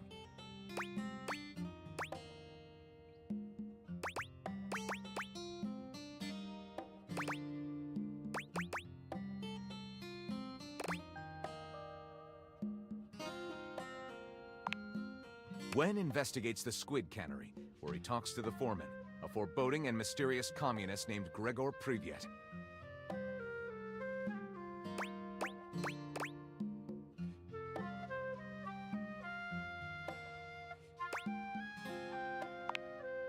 Wen goes to Jersey Pozzoli's cannoli factory on the wrong side of the tracks. His goons open fire.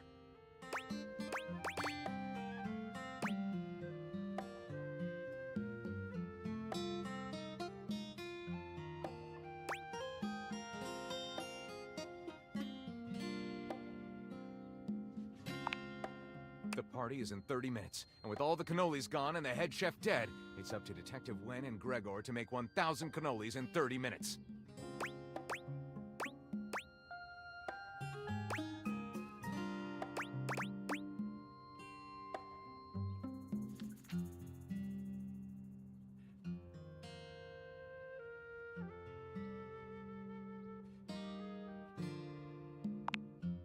Avenging Cliff's mysterious disappearance. Probably. Redefining the genre. I call it best served cold. Lyric looks at the story outline you've written and pronounces his true feelings. Looking at this, I think this will be one for the ages. I'll write it up right away. Unless you think we could come up with something better? See you soon, partner.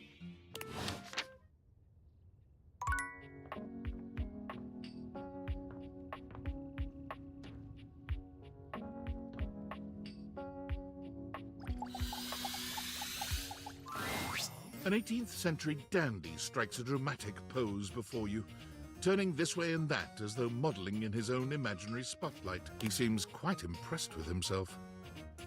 Yes, yes, it's me. It's me.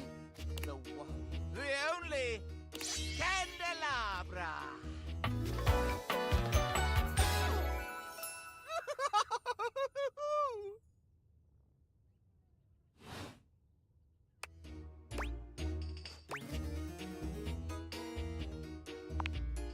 I'm the one, the only. Do you see any other candelabra here?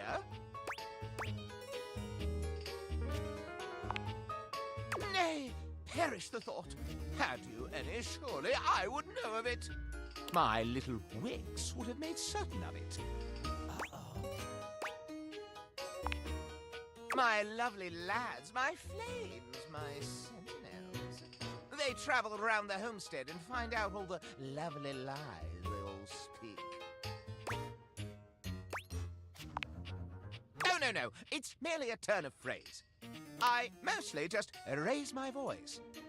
Any good scandals going on over there in the kitchen? Stay yourself, Candleman. They can be quite rude at times, but my persistent brightness can illuminate even the best-kept secrets. Some would call me quite the busybody. But I would then call myself a beacon of truth.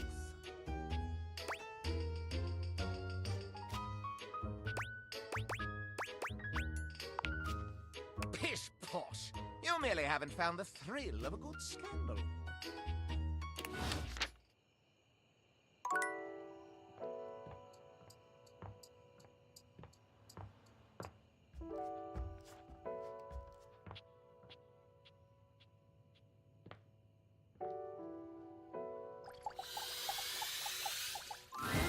From outside, the breaker box is bustling. You push open the heavy door, but the first thing to grab your ears isn't the dulcet tones from the stage. It's the aggravated whispers of a heated and private argument in the corner between Eddie and... You should be resting. I'll add it to the list. Eddie, there's no time, all right? There's too much to do, and unless you want us to blow a fuse... We're not going to blow a fuse. Though you might if you don't relax. Everything is well in hand. Look, fine. Just a few hours, but only if you swear you'll keep me updated. Have I ever failed you before? Obviously not. I'm serious, Volt. If it gets worse, you come get me. Clearly not fully convinced, Eddie chews on his lip. Finally, he turns, blowing past you with barely a nod. Livewire! Volt's whole demeanor shifts as he notices you. And you feel... How delightful! You're back!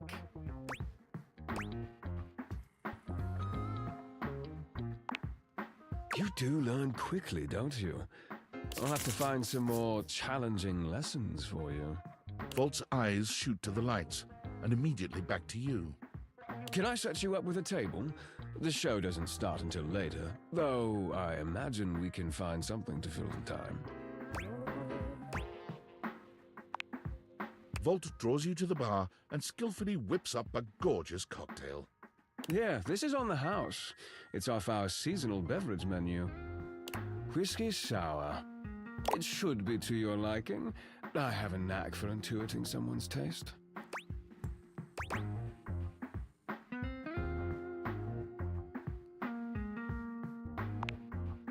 I aim to please.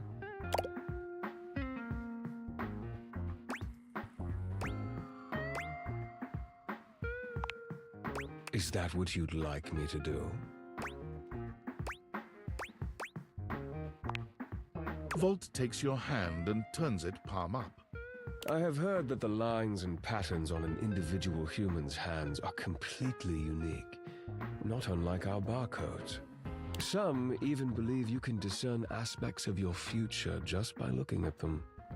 Would you like me to read yours? I learned to read barcodes from one of our old spotlight acts. I imagine the skills are at least somewhat transferable.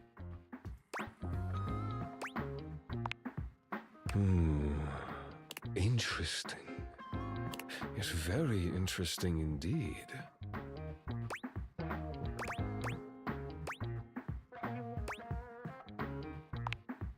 According to this line right here, you've recently met your destiny. Tall, handsome, dangerously irresistible. Ringing any bells? The lights begin to flicker again. A familiar occurrence by now, but this incident feels different. It lasts longer than it should. The buzzing feels ominous, almost like a warning. My apologies, Livewire. As much as I'm enjoying our conversation, there are a few things I must attend to. It's nearly time to open for the show. Allow me to show you to your seat. It does feel like your seat now, even as the power continues to surge and ebb. The lights flicker, the bulbs buzz and drone. The crowd thickens and murmurs anxiously, beginning to grow restless until Volt finally takes the stage. We've got a real treat for you tonight. According to him, he is a new musician no one has ever heard of. And if they think they have, they're wrong, or my name ain't Johnny. P.S. Don't read that part. Well, read it, but don't say it out loud, for am's sake. It's Stimi Hendrix!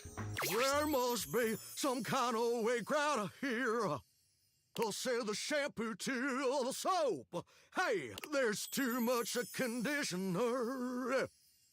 I can't get no scalp relief. And then I got this guitar solo planned. And I'll be damned if I know how to play the guitar, but I learned it a cappella for you. It goes like this. Wow, wow, wow, wow, wow, wow. No one knows more about stinking than Jean-Luc and this. I always appreciate feedback from other artists. That wasn't feedback, darling. That was backwash. You're right. The tastes of audiences are fickle and ever-changing. I'll retool my act once more. That'll fix it. The show concludes, mercifully.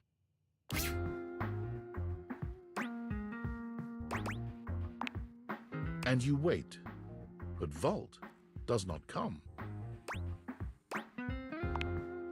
You get up to leave and you notice Eddie quietly closing the door to the back room and shuffling to the bar to fix his drink.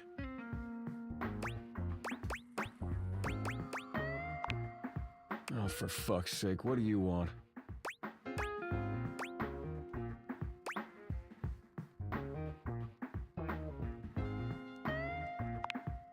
Obvious question time. Fun. Wait, what? Why?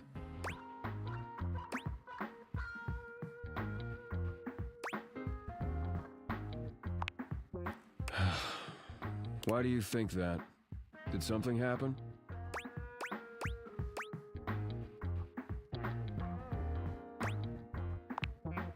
What kind of weird things? So you came here to, what?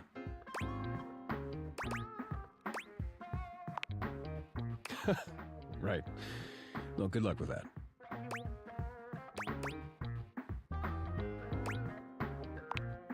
The hell do you expect me to do about it? Volt's the one who runs the power here. If there's a problem, let him handle it.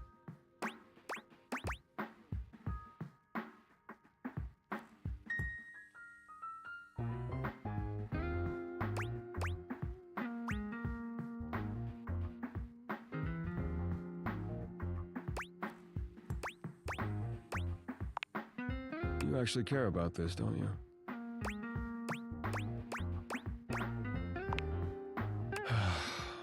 Damn it. You're not gonna let this go, are you? I'm gonna regret this. How are you with tools?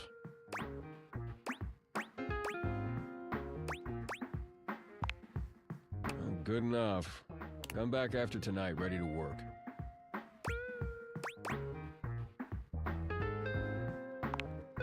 Do you want to help or not? Better. You got what you came for, right? Can I finish my drink in peace?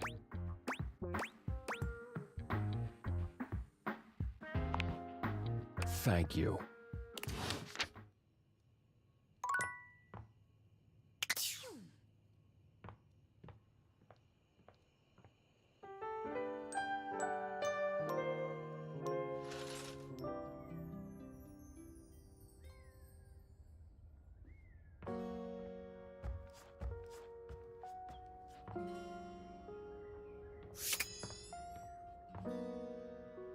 Hi now.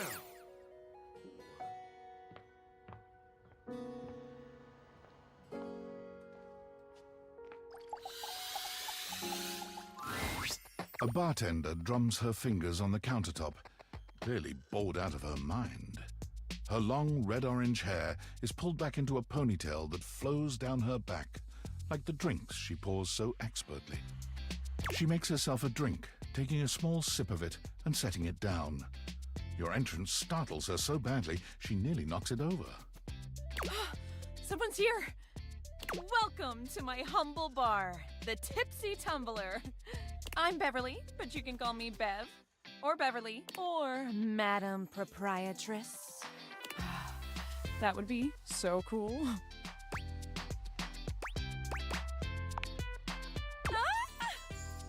I'm the owner and bartender and janitor and stockroom attendant. Nice to meet you. Hiya.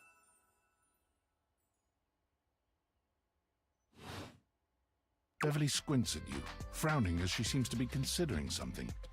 And then she snaps, pointing at you. Wait, hold on. Oh my gosh, it's you. My proprietor. I can't believe I didn't recognize you. Ugh. Yes, you? Who else so charitably bought this adorable minibar for me so I could set up my dream bar? I owe you a huge debt. You have free drinks for life here. Welcome to the reopening of the Tipsy Tumbler. And I know what you're thinking. Oh, Bev, that's a lot of openings. Did something happen the first 6 times you tried to open the bar? Nope, nothing. It's because nothing happened. I've lost an alarming amount of sleep trying to figure it out. So please don't leave. You are literally my first customer in ever.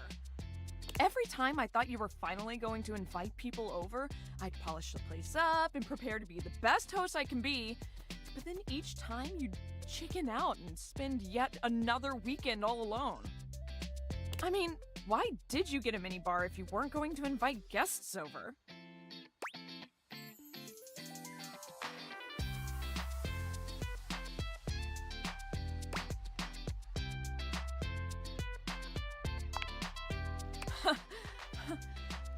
But that's... okay. It's all water under the bridge. You'll have to talk to River if you want that. Anyway, that's enough babbling for me. So take a seat and let me fix you something already. Please, let me fix you something. First and foremost, am I making you a cocktail or a mocktail? Mocktails are the non-alcoholic versions of a cocktail. Just as fun and delicious, but without the burn. Or the drunk part, obviously. Excellent! So, what'll it be?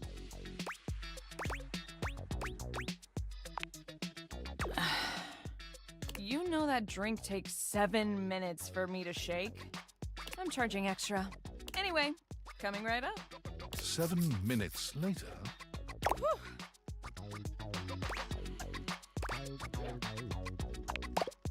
You lift your glass to your lips, taking an extended sip. How was it? Well, after 6 grand openings, I got a lot of practice in.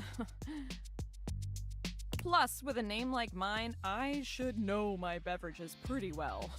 I really don't want to close this place down. I've put my bar and soul into it. So, will you be my first returning customer? Really? Oh my gosh. Yes. Yes, thank you. Tell your friends. Tell everyone. And I'll be seeing you next time.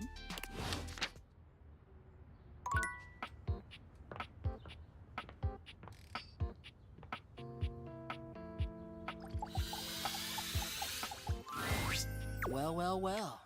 The enigmatic Ember returns for another lesson. You ready?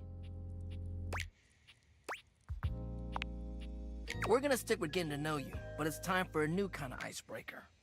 As you might know, ice sucks. So we gotta break it. First off, what's the worst way to get someone's attention?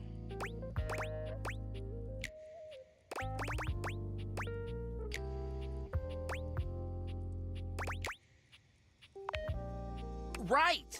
That's just an insincere and unsolicited form of selfish flattery. And for what? Someone who does that isn't trying to get to know you, they're just being a creep. So the real question is, how do you start a conversation with someone you don't know in a respectful way that also shows you might be interested in them? And hopefully tricky, right? That's what we're gonna explore today.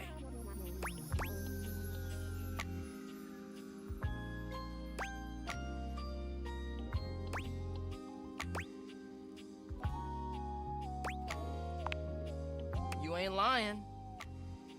I am fire, after all. A flaming hot, hopeless romantic. You know what I've seen? How many proposals I've warmed? First date flirting in the living room, Valdiva flicks and chills, wine night. Let's just say I've done my research on this sort of thing. And not to mention, well, I'd like to be in love one day. Anyway, I know about fiery connections. That's why I can help you. But nothing could happen without the icebreaker. And the icebreaker is observation and interest.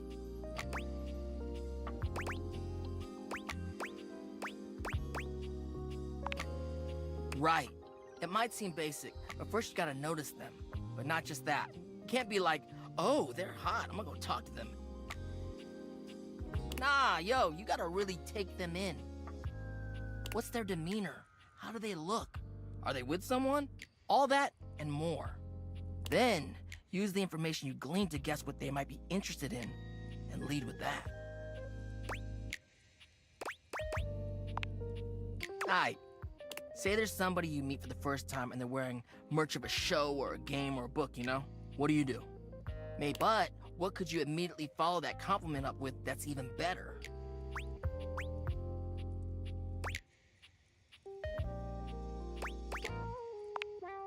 That's a good one. Smile, gently ease into the topic, and you can build a great rapport with them really quickly. So, you learn about, or even better, share in their interest. Make them excited about it. Start that connection by talking with them about what brings them the most joy. What better way to build a friendship?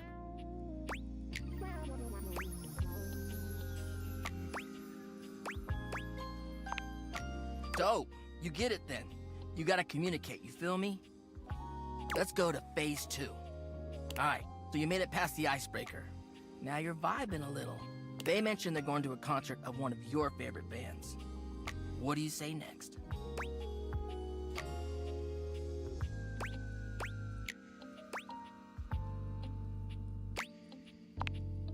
Whoa! Coming in a bit strong there. What are you trying to invite yourself to their plans? You only just met.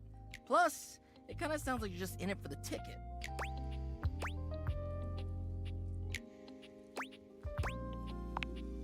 Because you're not, like, imposing yourself on them. If you happen to bump into them at the concert, that's one thing. But unironically asking for their extra ticket? Oof. Get to know them before getting too personal. You know, build up to it. Maintain that good balance of digging somebody, learning about them, and gauging their boundaries.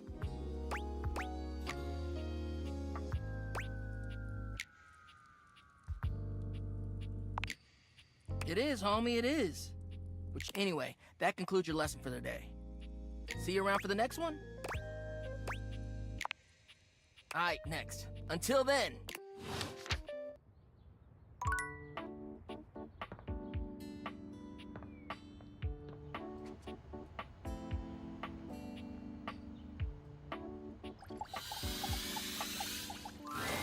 Timothy is just putting the finishing touches on polishing a pocket watch. When he sees you, he waves you over, setting the watch aside and pocketing the cleaning cloth. There you are, just on time. I must say, I'm absolutely chuffed to see how timely you've been. You're right on schedule. I was just polishing some of my timekeepers. Would you care to join me?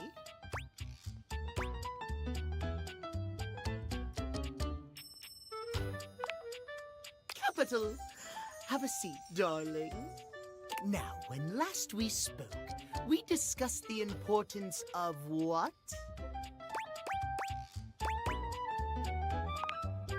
Precisely. Nothing better. Nothing more important.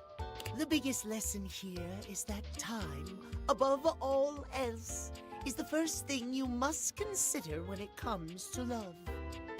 But there are, of course, other things to consider. Having a schedule for your date is imperative to ensure you are using every moment with your lover correctly.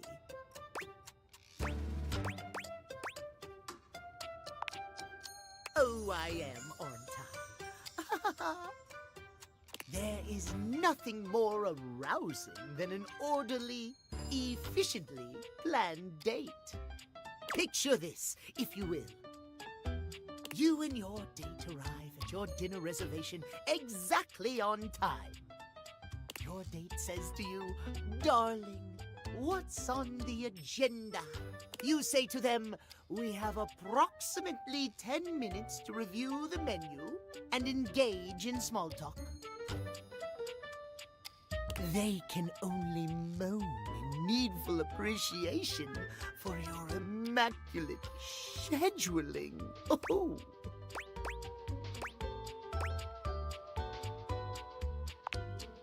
Perhaps we have more in common than I realized. At any rate, scheduling your entire date down to the minute is not only efficient, but an excellent bonding experience for any couple. So let us practice now. You have asked me on a date, and we have both arrived on time. As we are seated for dinner, I look deeply into your eyes and ask you about tonight's agenda. You say?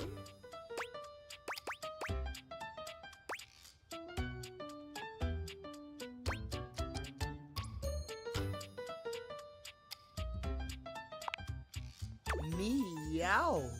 I have never been so attracted to another. Excellent. Truly excellent. Surprise! Our date has gone swimmingly, and I have invited you to another activity. But your schedule has not accounted for this unexpected excursion. Horror of horrors! What do you do?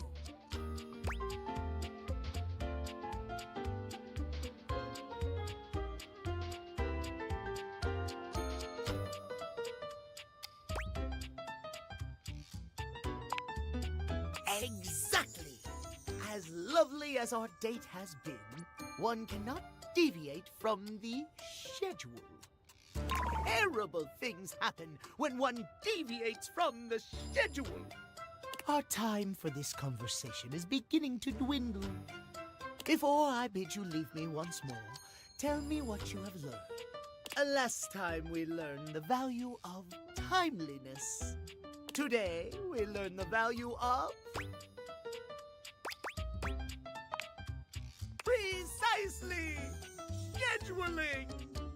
I would so love to talk to you at length about crafting a proper schedule, but I'm afraid my time runs short. If you wish to continue our talks, return to me at 9 p.m. As ever, no sooner, no later. Farewell.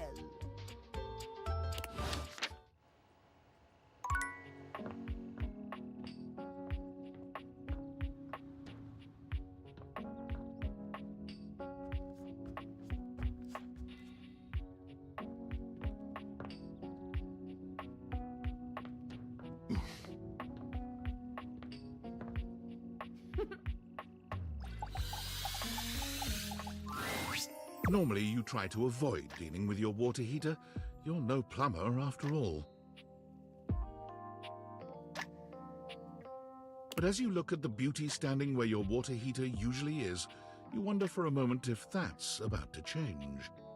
Beyond the rigid metal of the heater lie dangerous curves. Brown skin swathed in orange and blue and silver. Her soft, pretty facial features are adorned by colorful makeup that looks like it wouldn't be out of place in a fashion magazine.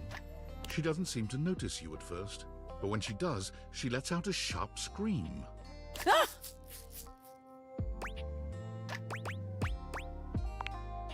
Bubbling boiler rooms. You scared the living. It takes her a moment to calm herself down. She fans at her face with her hands. Got me flustered is all. I wasn't expecting any visitors. Last folks who lived here only came down when the pilot light was out, which wasn't often. See, I'm made of the good stuff. Southern made and made to last.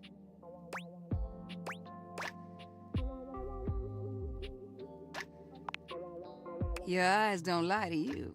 I'll tell you that much. Here I am just talking and you don't even know my name. I'm Winifred. Nice to meet you. How you doing, sweetheart?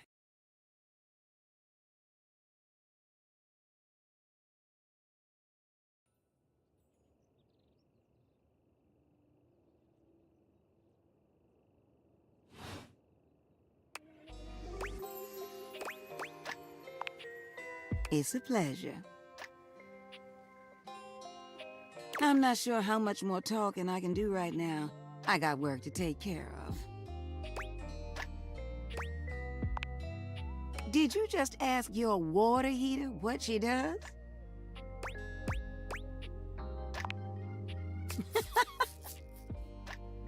It's okay, sweetness. I'm just having some fun.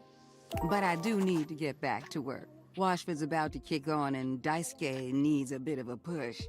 I need some time with River to make sure she's ready to go. I don't mind it. See you around.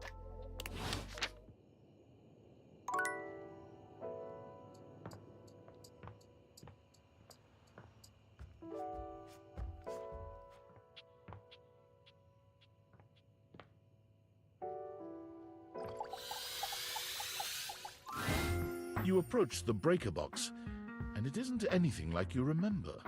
It looks almost lifeless. There's no boisterous crowd, and the sign buzzing dully in the window reads closed. The door hangs ajar. You push through, though, and find Eddie at the end of the bar, nursing his usual cocktail. Huh, you actually showed up. I guess that means I lose.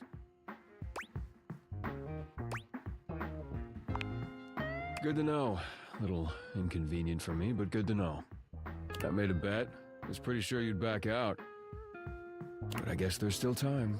You'll probably change your mind once you realize what you signed up for. Eddie sets down his drink and shrugs out of his vest. He begins rolling up his sleeves.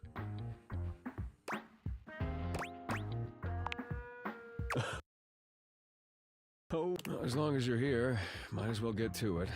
There's a lot to do before we open.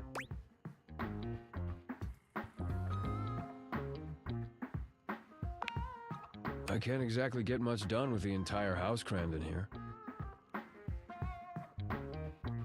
Usually I take care of all the maintenance after hours, but we've been so slammed lately there just hasn't been enough time. And trying to do anything while the club is open is essentially pointless. There's always questions and distractions and polite conversation. It's exhausting.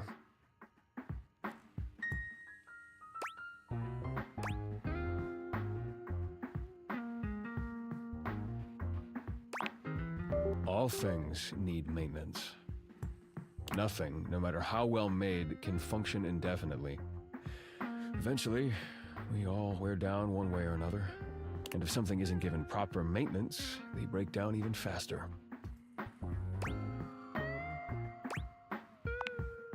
In the sense that we're all wearing down from the second we're produced. But no, that's not what's causing the power fluctuations. Come on, we're starting with the wiring backstage. Oh, and grab that tool bag. Though you are not a natural handyman and Eddie is not a teacher, the two of you manage to make decent progress through his to-do list. At one point, Eddie leaves you alone to get something from the bar, and you confidently ascend a ladder to change a dead bulb. But as Eddie returns... Wait, be careful, that's not... The ladder suddenly gives way beneath you, releasing you into thin air. But a split second later, Eddie is there, strong arms outstretched to catch you. Stable. You all right? The customary ice in Eddie's eyes, just for a moment, has melted.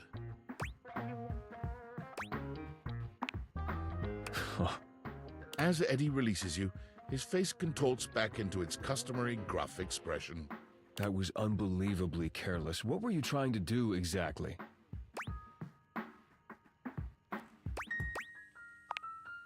I told you to replace the one behind the bar.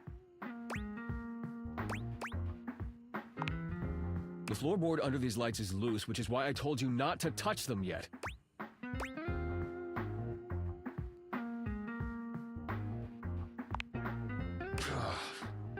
Just pay more attention. You're sure you're not hurt? You're welcome. Let's not make a habit of it. Now, go get the ladder and put it behind the bar. The next and last phase of your work proceeds without incident.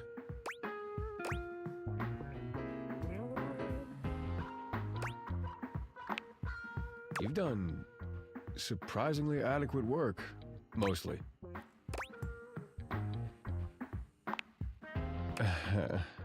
Tony's gonna kill me. And we got through more of the to-do list than I expected. That's probably good enough for today if you want to, you know, head out.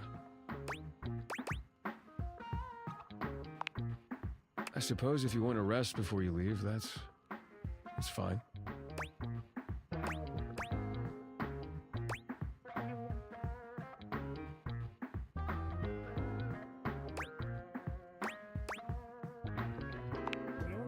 Not everything. These things take time. Look, next time we'll get the rest. Just need to do a little more work and it'll all be fixed. Yeah, I'm always okay. See ya.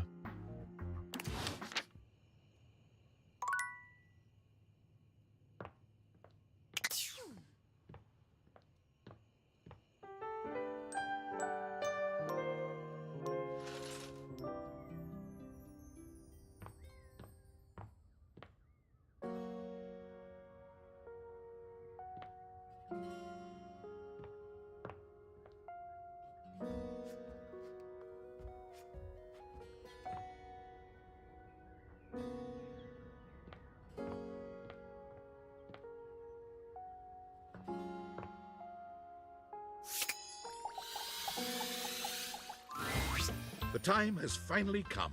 After days of anticipation, it's time for Johnny's debut performance on American Maestro. I've got the stream all set up for you, so don't mess with it, all right? Stream? Do I look like a fish to you? Just don't touch it, okay? Your program should be starting soon. Johnny seems surprised to see you.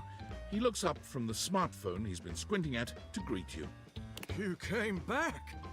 After the, way I behaved during our last date. I rightly didn't expect you would. Well, don't that just make my heart beat louder than a cock crowing at daybreak? You're definitely a better shower than I. And I'm really glad you came back. Mostly because I do need to apologize for how I acted. I was being childish and unfair. I was ornerier than a wet hand. And I really appreciate you being willing to give me another chance.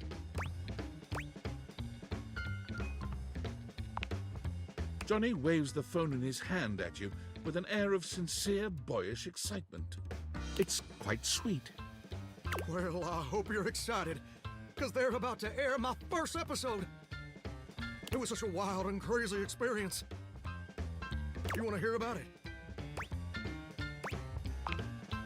So, they kept me on hold for like 3 hours, which was kind of lame, but I was too excited to care. And then I finally got to meet the judges. Brittany H., Lil Slushy, and the big bad Gorp. It was so dang cool to see them all in person, you know? You watch them all on the screen for years, and then suddenly they're talking directly to you. So that was basically a dream come true. Now, performing was obviously the hardest part. I was as nervous as a long-tailed cat in a room full of rocking chairs, let me tell you what. But when I thought the anxiety was just too much, I remembered how you believed in me. And I found the strength I needed to push on through.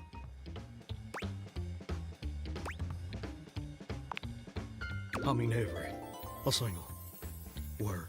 Oh, hold on! The episode's starting! You put your heads together, staring down at the stream on his phone. The TV show logo gives way to footage of singers you don't recognize. Oh, there I am! Oh, wow! Wow, me on American Maestro! I mean, you probably couldn't have seen me on account of the cataracts and all. This is just so crazy! Look at me up there. Struggling. So dang hard hitting them high notes. Oop. And now the judges are evaluating my performance. Look at little Slushy doing his signature move. Good thing you're watching it with me, because couldn't even describe it if I tried. Oh. Well, that's a lot peculiar. Johnny's smile fades, slowly replaced by a more somber expression. Well, looks like they put my performance in a montage of, I guess, joke performances. Like all the singers they think are so bad it's funny. But that can't be right.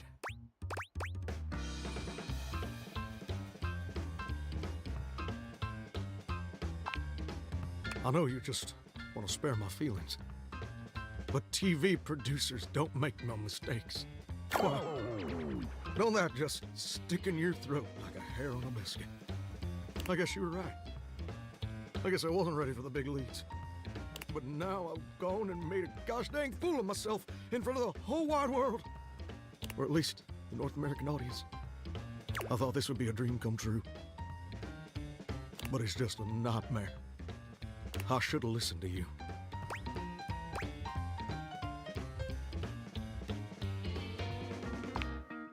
No?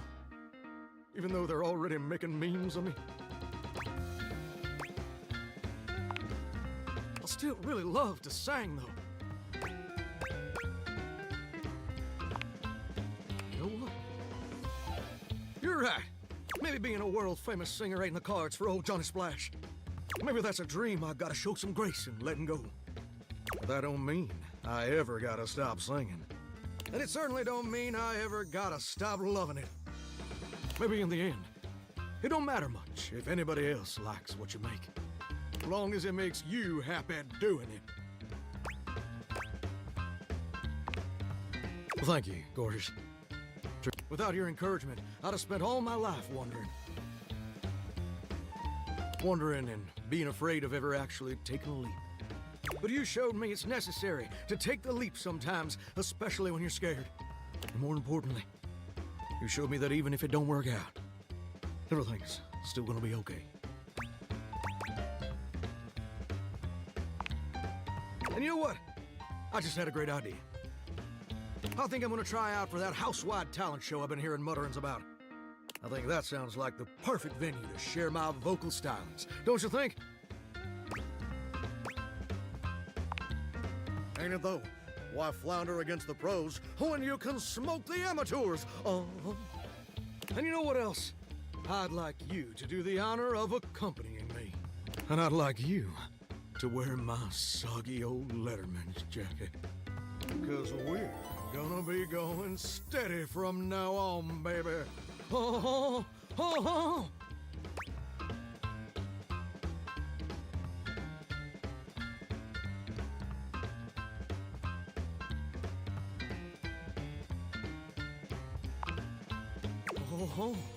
Oh, oh, oh, oh, oh, oh, oh, oh, oh, oh.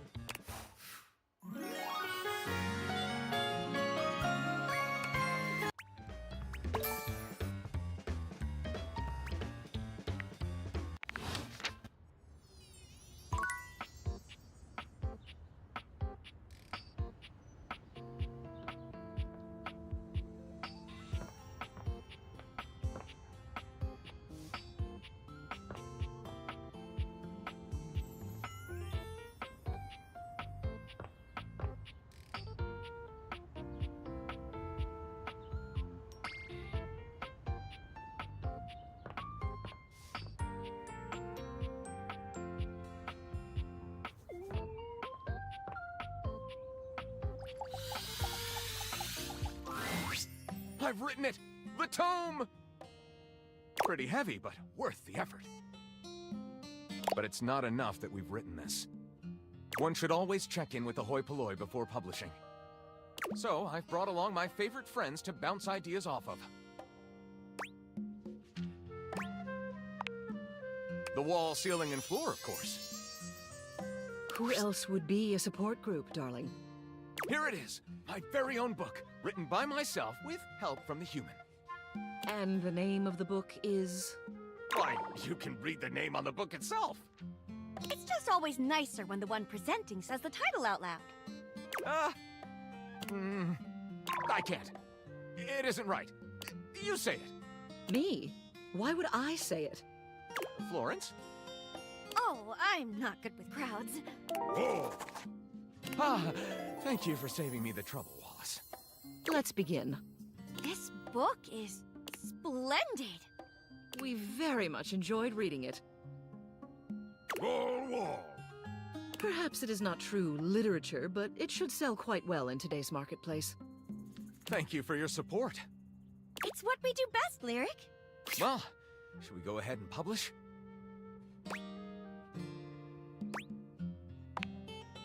Marvelous! I'll submit this to Mac right away.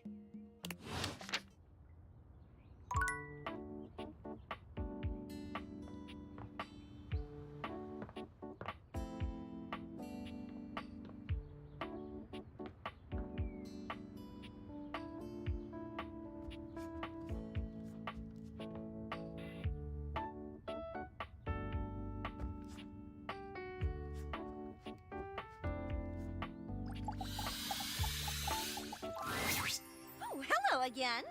I trust your meeting with the mayor went well? Wonderful! Anything else I can help you with while you're here?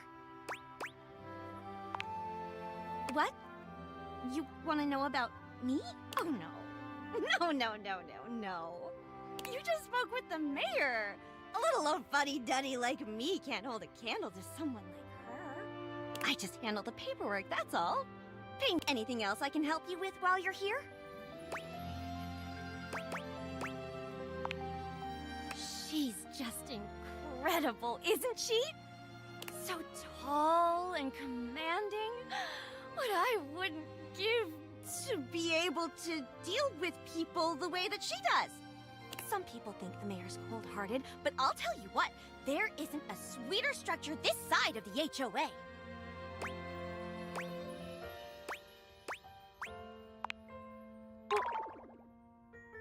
What do you mean by that, exactly?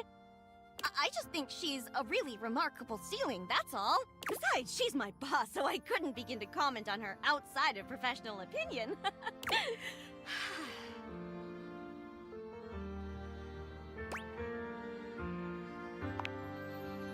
Oh, yep. Anything else I can help you with while you're here? Oh, bye-bye.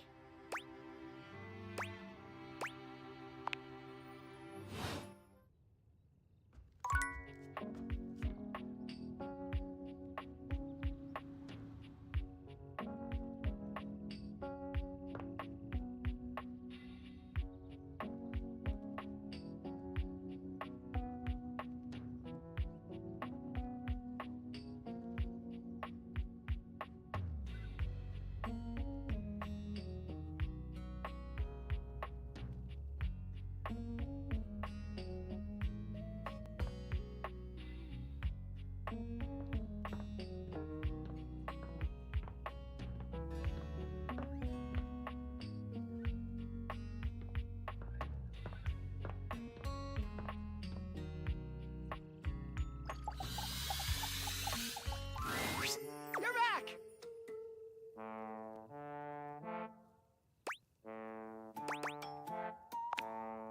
It all happened one rainy night, on the north, the tough side. I'd stayed late at the office because I had extra work to do before the holidays. Well, when I left, I was feeling a bit low, so it's called the Banana Club. They make a mean Shirley Temple, heavy pour. I should have known better. But after I'd had about 7 of them, I went out for a stroll. I don't know where I was going. Just trekking the streets with my dog. Suddenly, I came upon a fine dining establishment called the Questionable Dandelion. They've got an incredible buffet. Lots of strange ingredients from all around the world. They're always trying new things. Like Diplodocus berries. And Jimson weed cupcakes. They also sell Excedrin by the pint, the headache medicine. Oh yes, very, but good for headaches.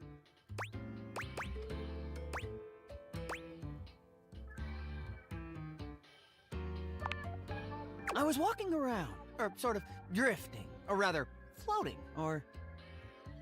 I guess you could say I was making my way about town. Aimlessly, you see?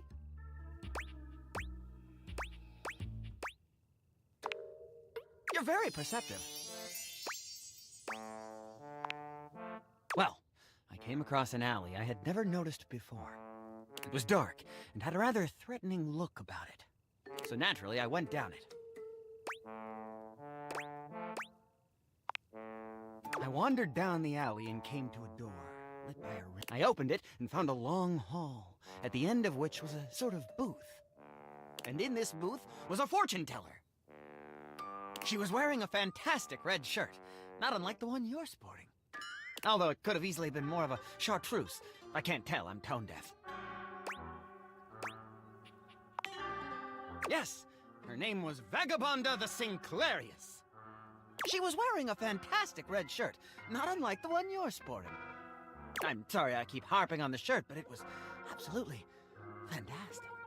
She spread out a deck of strange cards and asked me to select one. They were business cards.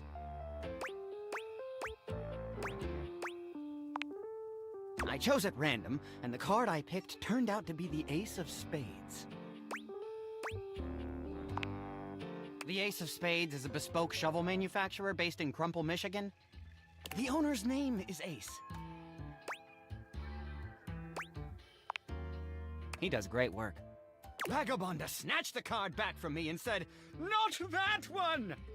Turns out she had her rewards program on the back. 12 stamps and you get a free spade. We agree! Besides, she only had 2 stamps. So I snatched it back from her again and we had a bit of a row and I'm sorry. God damn, that is a nice shirt. Anyway, I guess that wasn't a very good start to our fortune-telling session. I think that's why she cursed me. Because right afterward, she said, "Martin, that wasn't a very good start to our fortune-telling session. I'm going to curse you because of it." And then she cursed me. She waved what looked like a magic wand. Although, to be honest, it could have easily been a bagel of some sort. And then said, "Martin, I doom you now to become a detestable object. I transform you thusly, so that you may go home and think about what you've done."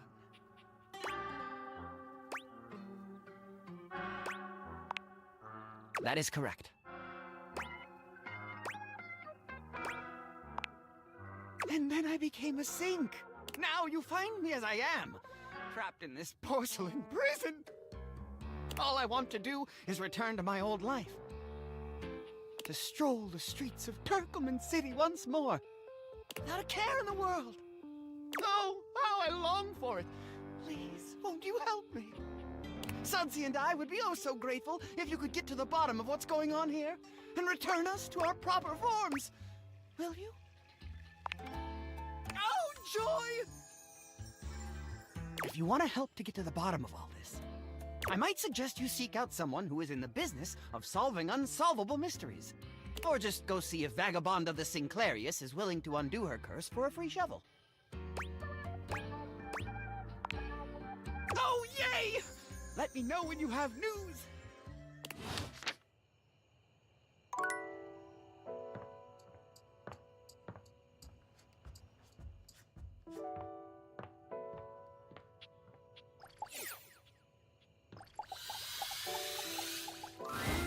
You find the breaker box closed, looking almost abandoned. There is still a loneliness about it, though. The impression isn't lessened by the image of Eddie inside at the bar, twirling a cocktail glass in his hand. Interesting. I thought for sure after yesterday you'd change your mind. But here you are. Again.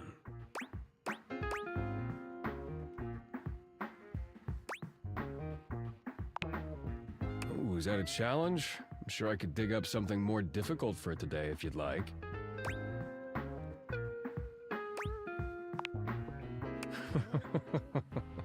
Is that so? I guess only being nearly electrocuted wasn't exciting enough for you. I'll try not to slow you down with safety gloves this time. Immensely. Why don't we start with fixing that loose floorboard, before you trip over it? Again? Eddie remains a semi-patient, semi-competent teacher, and you help as best you can. You notice he does not leave you alone this time. He won't admit it, but you can feel that he is concerned for your safety. Almost done. Hand me the pliers. Whew, it's getting late. I can finish up this set myself. Why don't you go get some rest?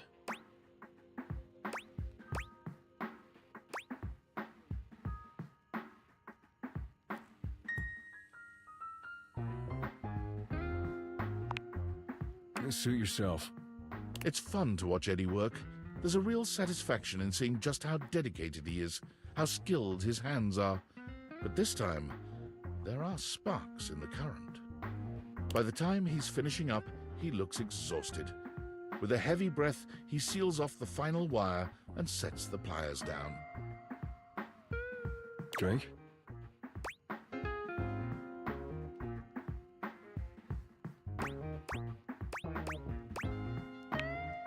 I never joke about drinks. Do you want a drink or not? Unless you've got something else you have to do.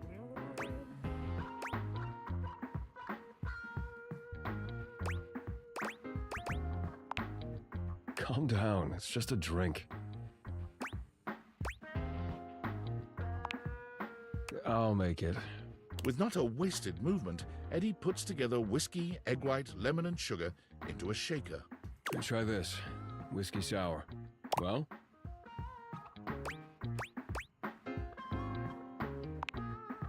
Of course it is. It's easy to do what you've always done. Nothing more than that. You've done a decent job the last couple of days. More than decent, actually. Thanks to you, I'm finally caught up on all the big power drains around here. There's still a few things that need to be done, the day-to-day maintenance, but...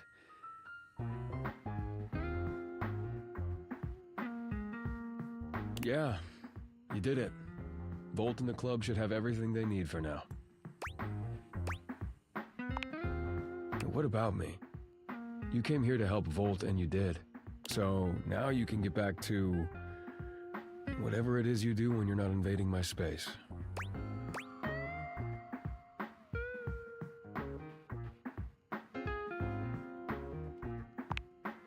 What? Why would you want to do that?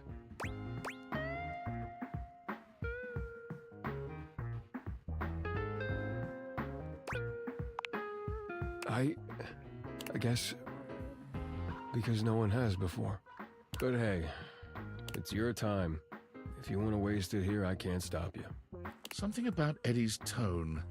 This is more than the usual tired standoffishness. You notice a small tremor in his hand. He shoves his hand into his pocket and looks away. Well, at least now you can get back to the crowd and the shows and whatever with Volt.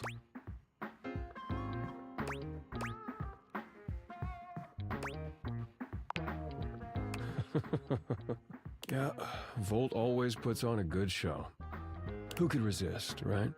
You'll have a good time, I'm sure. I already told you, big crowds aren't really my thing. I do better on my own. Trust me. I'll only slow you down. Oh, and it would be for the best if you didn't mention any of this to Volt. Especially if you want to keep coming around.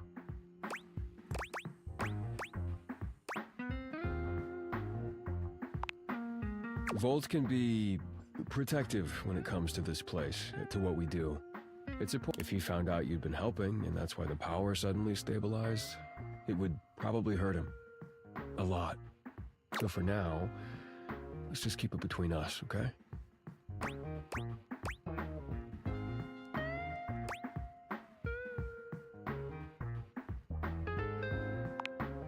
What does that mean?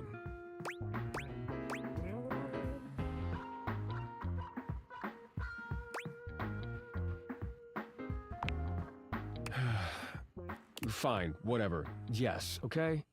If he knew what was really going on, he'd probably be pretty upset with me, too. I don't want that either.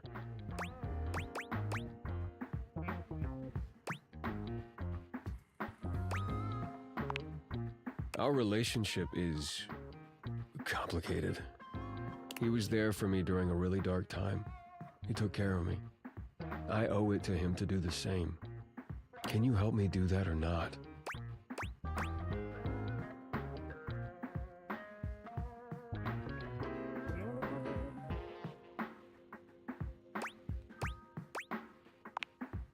Thank you.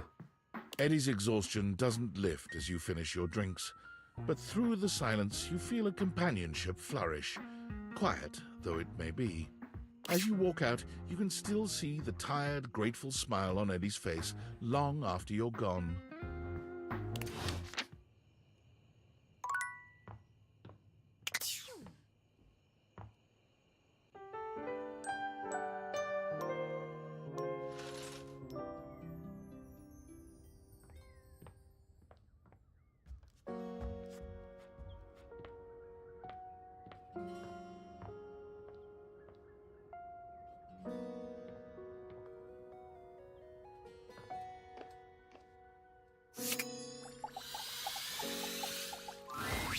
You're back!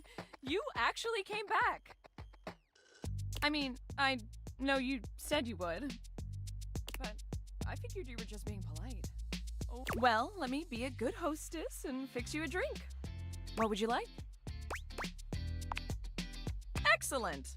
So, what'll it be? Aperol is having its heyday right now. Less bitter than the classic Amoros, and less alcoholic, too. Let's be on trend. Coming right up.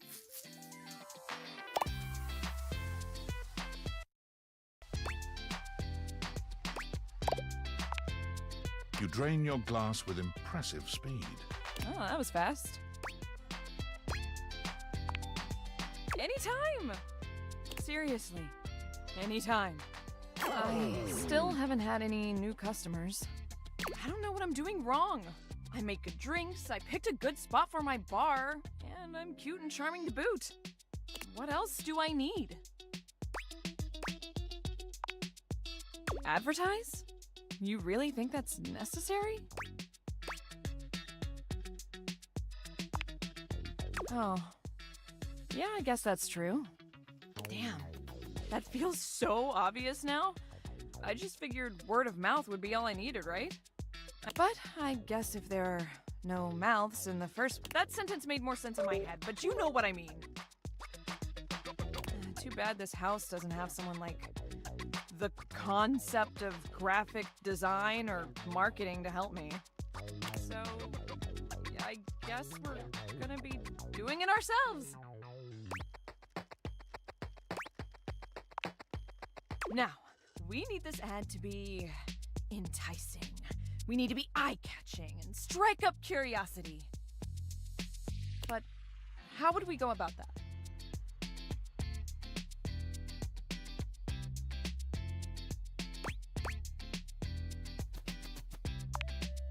Yeah, okay, let's do it. Which of these words do you feel best describes the atmosphere of the Tipsy Tumbler?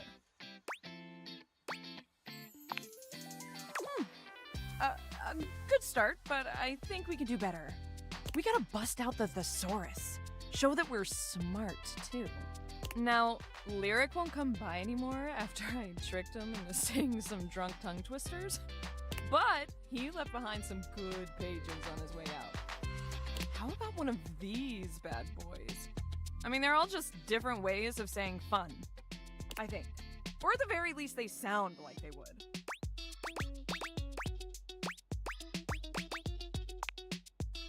That sounds like one too many suffixes. But the more suffixes, the smarterer it sounds. Yeah, now we're cooking.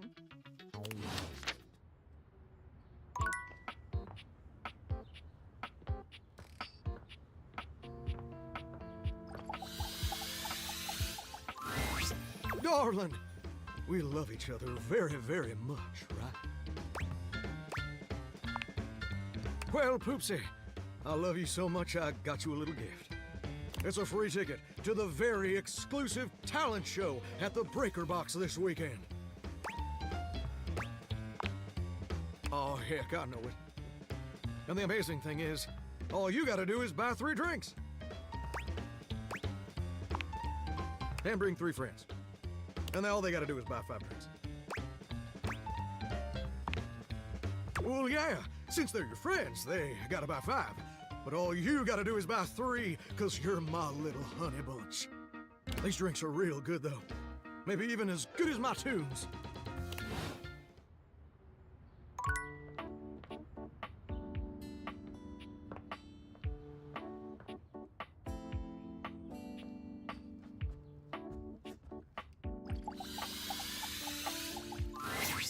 Oh, hello again.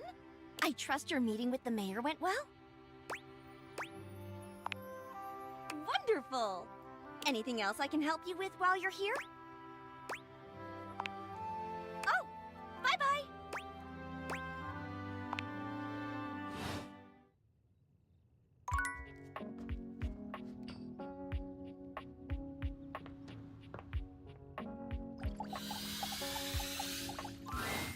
You feel an unseen presence detach, flee. It seems that there is nothing here to speak with. Mysterious. Perhaps this is not the place.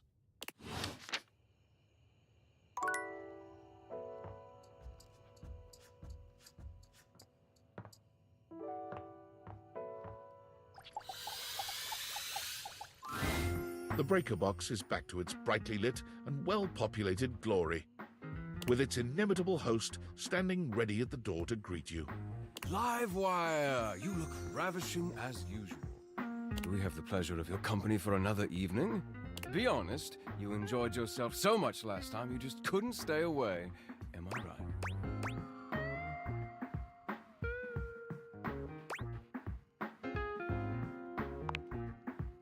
did. My apologies, Livewire. How unfortunate to have missed you. But I'm glad you stopped in. Now I can make it up to you. Come, let me show you. Volt takes you by the arm and brings you deeper into the club. There are indeed improvements and fixes galore, many of which you recognize. Some of them are your own work. Others must have been Eddie, working alone after you had gone home. Dazzling, isn't it? A true marvel. It was luxurious before, of course, but our dear Eddie really outdid himself this time. What do you think? Worth the wait, I hope? There are some other upgrades I had done just for you. Volt snaps his long fingers, and on cue, the drifting music changes from the upbeat and swanky to the sensual and slow. What do you say we enjoy it a little more closely together, hmm? Care to dance?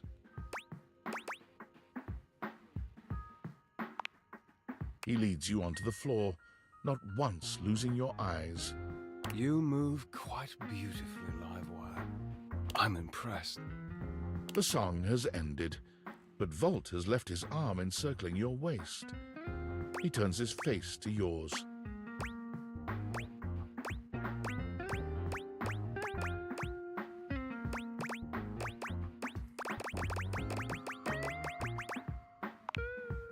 What is it? Is something wrong?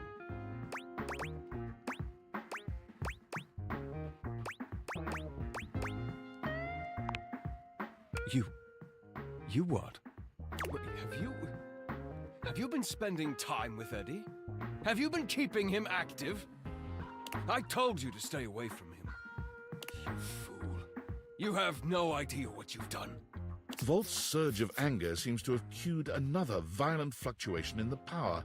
He rages, his hair stands on end, sparks play across his skin, and the surge only intensifies. The sound of crackling fills the room, and the buzzing lights flare and dim until the ground beneath your feet seems to vibrate and shake. Just as everything goes black.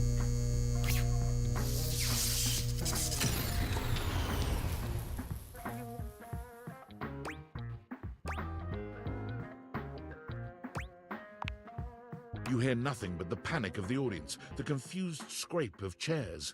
You make your way through the club in the dark to hear familiar voices. You have to stop, Eddie. No, I can get it back. Just give me a minute to recharge. I can... Oh! As your eyes adjust to the darkness, you can make out that you've made it to some back room, a forgotten corner.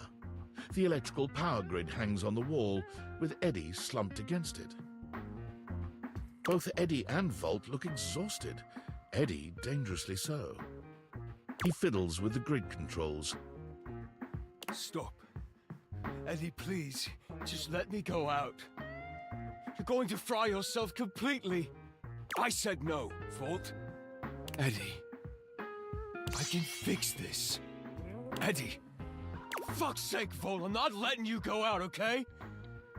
We both know what that could mean, and I'm not... I can't go back to being alone. I can't lose you.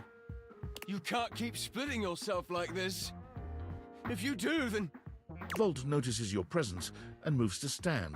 Eddie holds him back. It's fine. They deserve to know. I'm failing. The power is failing and I can't stop it. Eddie leans back against the grid controls, his posture crooked and jagged. He seems ready to combust from the inside, but years of control are keeping him standing. For now. It was slow enough at first. I didn't even notice it. Small fluctuations, random surges. The entire house depends on my power, and it's my job to keep it stable for them. To keep them all safe. I had to work harder to compensate. I thought, if I could outlast it, it would all balance out. But it only made things worse. Even more unstable, so I had to push even harder just to keep up. And then it just became normal. to always be completely drained, barely hanging on. I don't know how long it took me to realize that it was my fault to begin with. My faulty wire. I was the problem. But I couldn't stop. They still needed me. Exactly. They needed me, and I needed help. So, I gave it to myself. I split myself. So there was more of me to go around. I made Volt.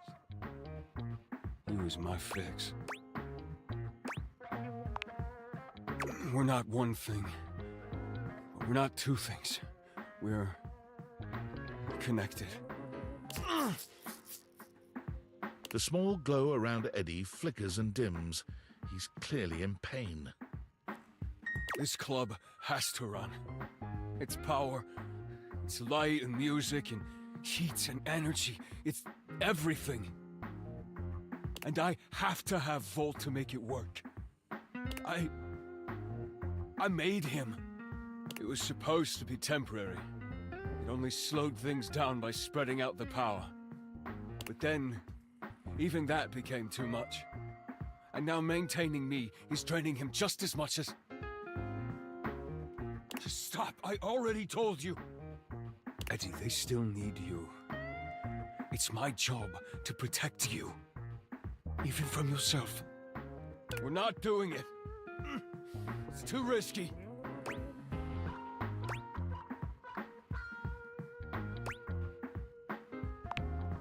The faulty wire.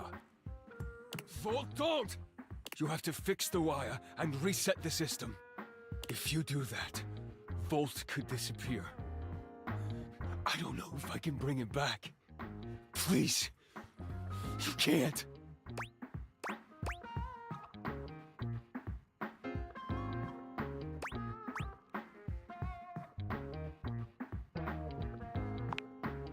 Easy to say when you're not the one who has to go through it. You don't know what it was like.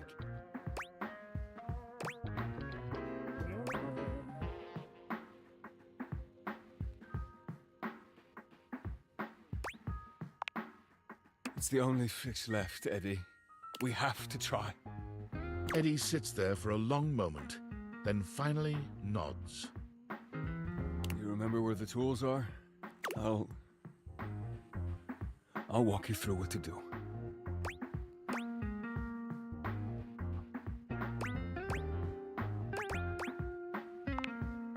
Wait. Fuck. Are we sure we have to do this? Quite. It's time, Eddie. Fine. Fine. All right, just...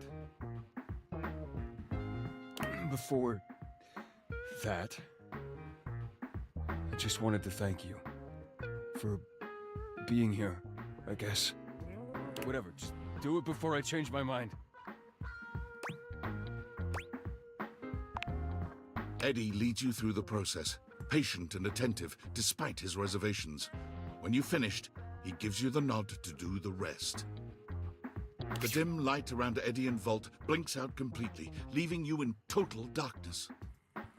For a few moments, everything is quiet and dark. And then, a rustle. The lights turn on.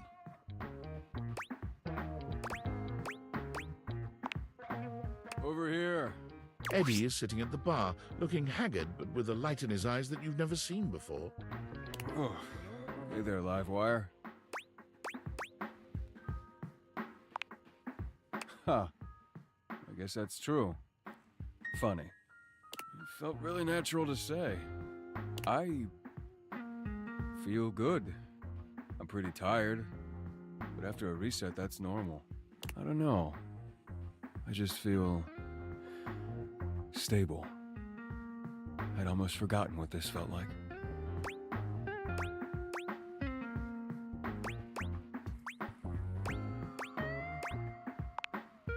Annoyingly, everything.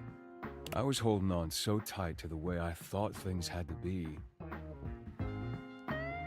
I didn't realize all that did was trap both of us in a situation that wasn't working. And honestly, I'm not sure I would have ever been able to see it if it wasn't for... What he means is he's quite taken with you. Vault? We both are, but I'm sure you already knew that. Look at you. As in, do we really have to spell it out?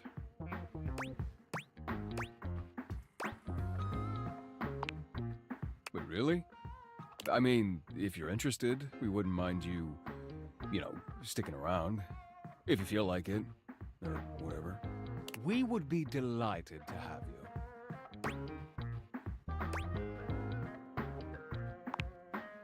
All right, well, if you're gonna stick around, might as well be useful. Come on. You remember where the tools are? Let's go. I'll send over some drinks.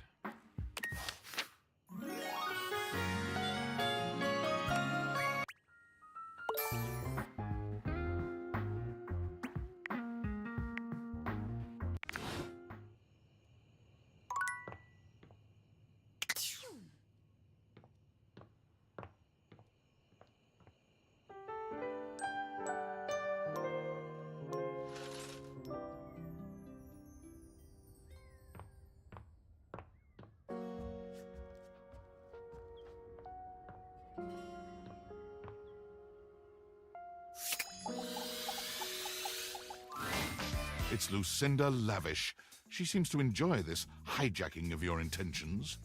Tell me, lover, what should we get up to now?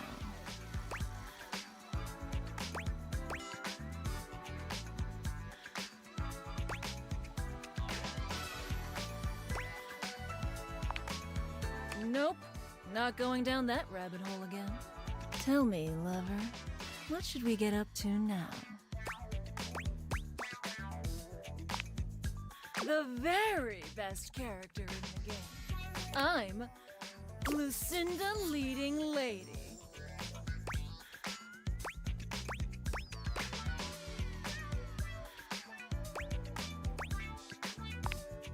Prove it? I'm proving it right now with my exceptional voice, body, and other things. But okay, I'll show you anyway, since I've got the most range, the most interesting stories, the most everything.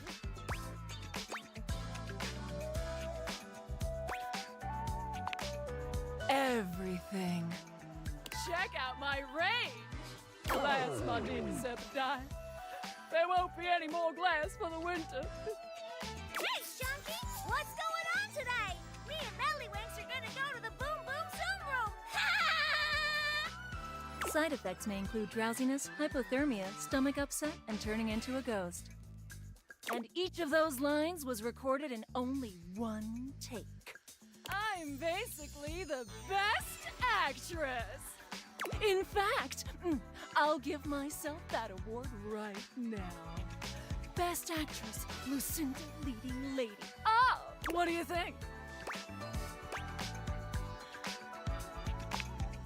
Yay!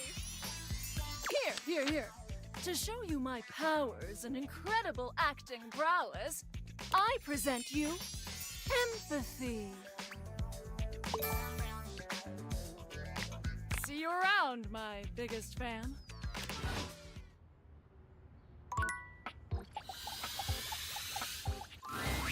Darling, we love each other very, very much, right?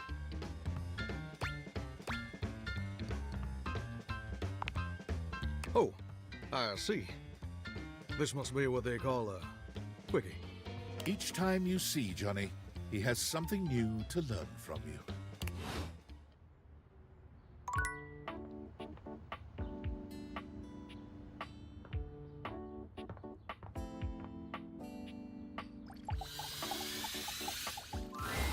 Hello again, suspect.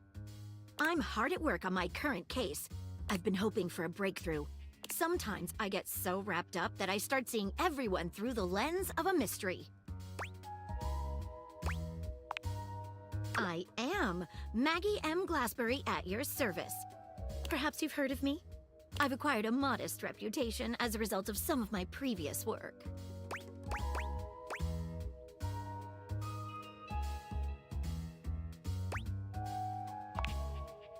Ah, so you've heard of me. Lately, I've been taxing my lens to the utmost on a very interesting case. I'm trying to get to the bottom of a mysterious love letter. It was delivered to Dorian last night. At approximately 2 a.m., an unknown suspect dropped off a letter for Dorian. Upon opening it, Dorian discovered that it carried clear romantic intent. That is to say, it was asking him out. It described how his protective yet gentle presence had won over the writer's heart. If interested, he was to write back as soon as possible.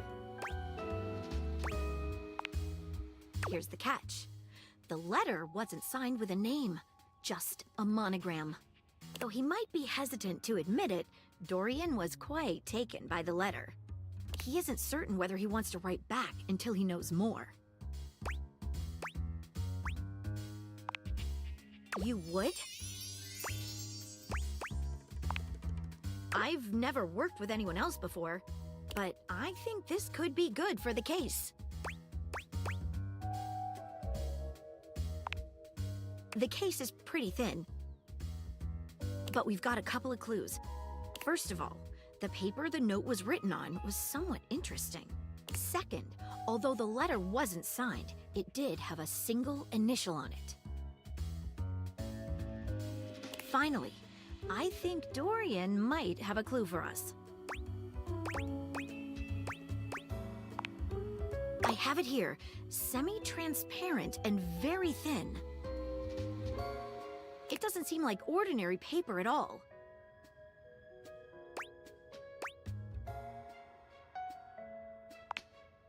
She gives the paper a...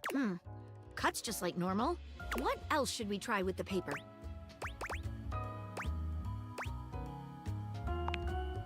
She dips a corner of the paper into a small glass of water. Look at that! It dissolved! What else should we try with the paper? She focuses a magnifying glass on the paper for a few moments. Yikes! It's definitely flammable. Does seem to burn slightly slower than normal paper, though. What else should we try with the paper?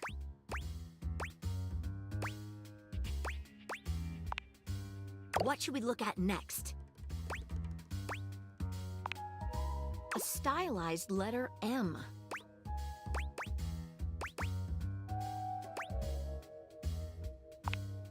But whose name is simply M and nothing more? What should we look at next? Hello there, you two. Good to see you, Dorian. I've enlisted our friend here to help solve the case of the mystery letter. Splendid idea. Can you repeat what you said to me earlier? About the smell you noticed? Right. Well, when I first opened the letter, I caught strange, no?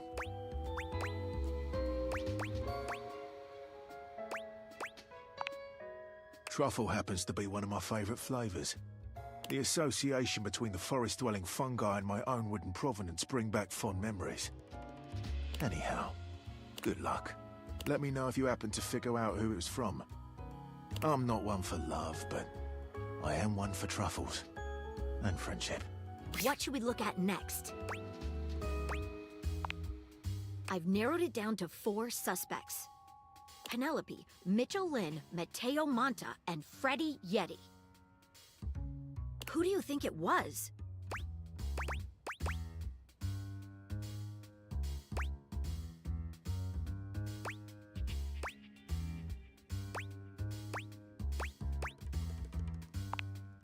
Wait a minute.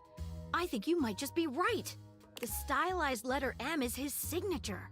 The smell Dorian noticed makes sense now, and the paper.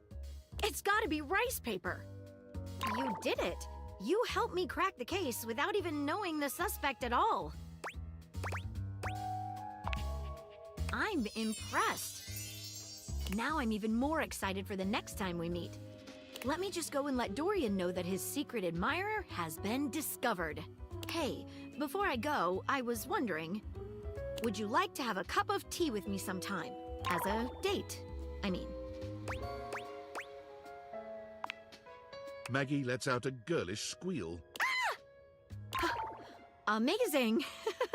Oh, Yes. Calm down, Maggie. The human could still be a suspect of any sort. See you again soon, compa-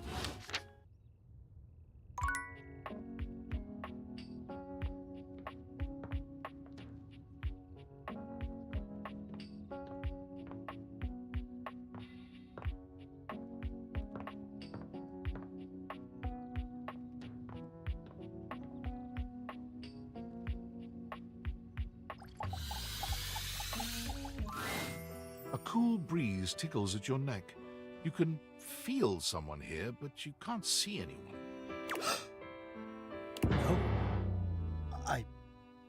Why are you here? What are you doing?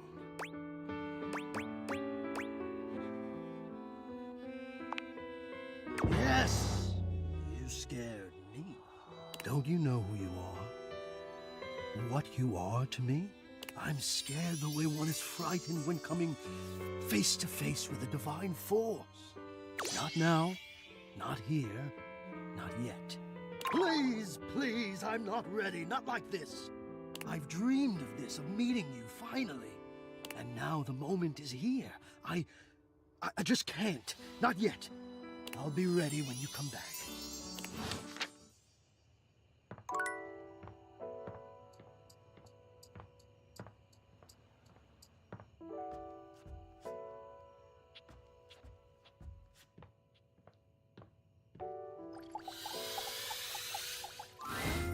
Livewire! You look electrifying as usual. Do we have the pleasure of your company for another visit? Blink twice if you want me to throw you out so you don't have to sit through another bad act.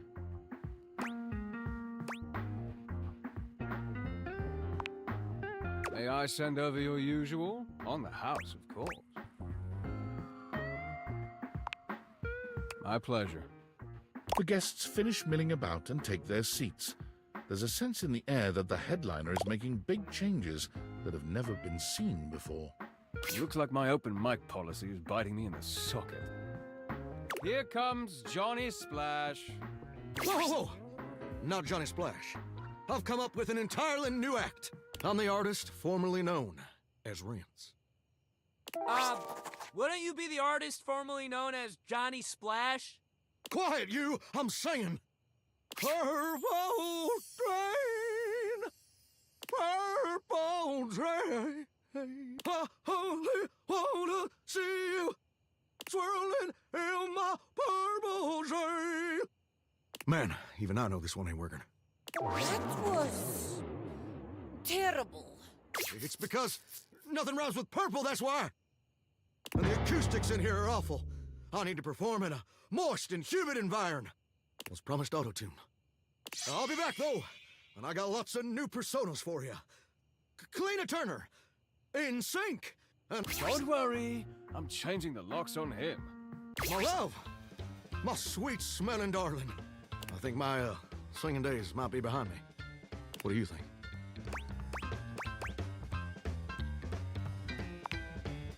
I don't know. I appreciate you coming to my shows, though. I've noticed every time. But I also know a wince when I see one. I'll just serenade you privately. Softly. Gently.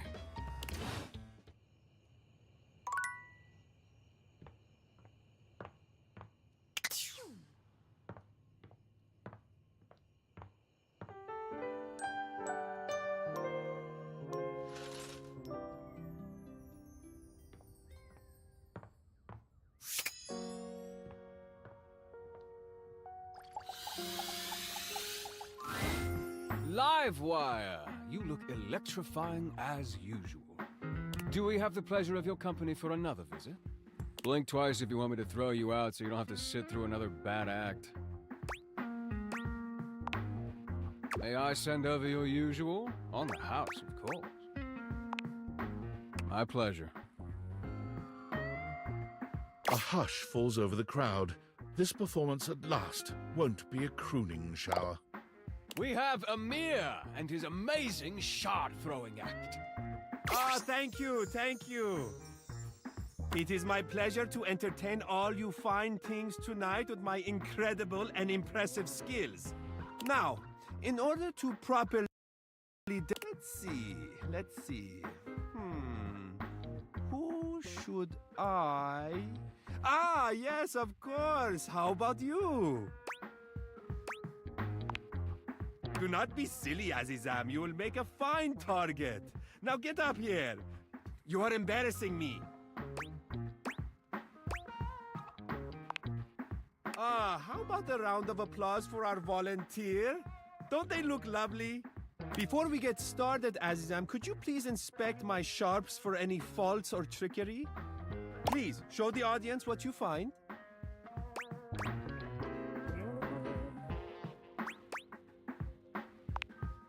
Of course! This is not a smoke and mirrors show. It is funny because I am... You know what? Never mind. There is no accounting for taste. Azizam, you may take your position over here in front of the curtain. A little more to the right. No, my right. There, perfect. All you must do is stand perfectly still without breathing or moving a single hair on your beautiful head. Very simple. Now, to the show. Watch closely and be amazed by my perfect aim. 1, 2, 3, 4. Now 5 and 6 together. Ah, thank you, thank you. You are right to clap. I am very impressive, yes. Well done, Azizam. Now take your bow with me. The audience loves us.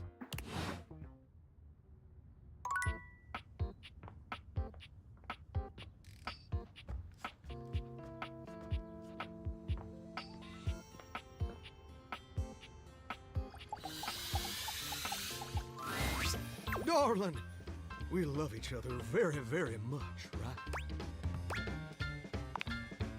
Oh, I see. This must be what they call a quickie. Each time you see Johnny, he has...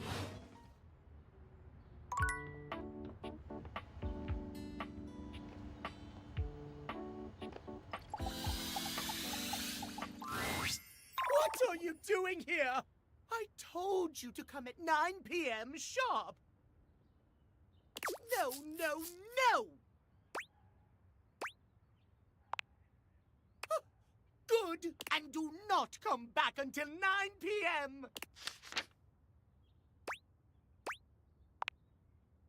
Go!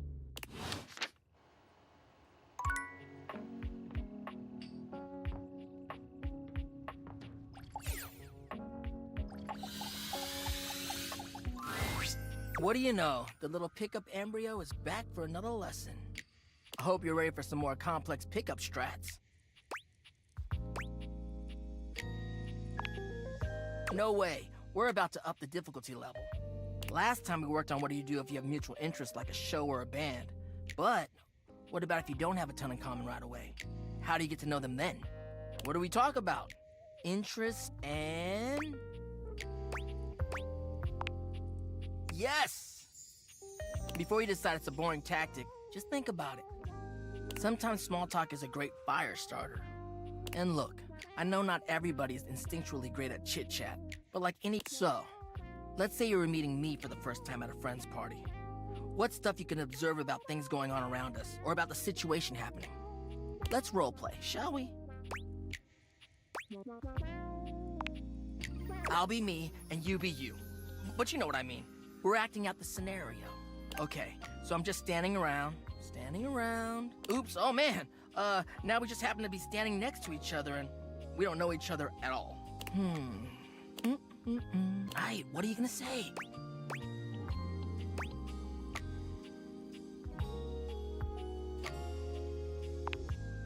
Alright. Yeah, a little stiff, but you're onto something, homie. Great question to start out with. It's relevant to where we are. It's a good jumping off point. Dope. Anyways, back to the roleplay. Oh! I know them through our job. They're a great work friend. Always reliable.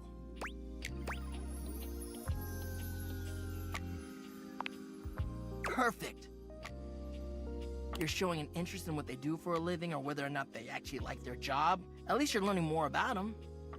We'll end there. But you're doing hella well, little Cinder. Proud of you. So, anyway, before you go, any other non-dating advice questions you might want to ask about me? Fired up.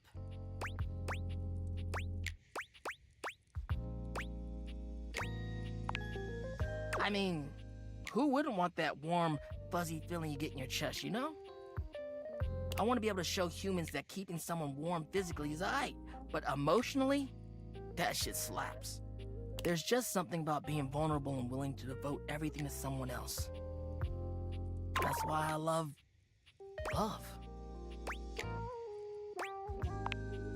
That's what love does, baby. Makes you do sweet things and cheesy things too, for real. I guess that's why I like it so much. It's kind of like a fire. You can keep it controlled, but sometimes it just goes wild. And I like it. But anyways, later.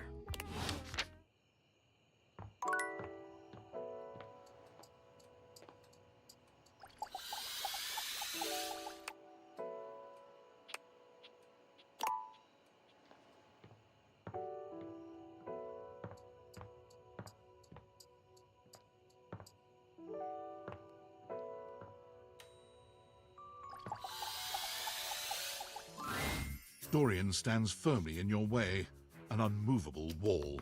Thinking of going outside? All right. It's a decision that takes a lot of thought, that.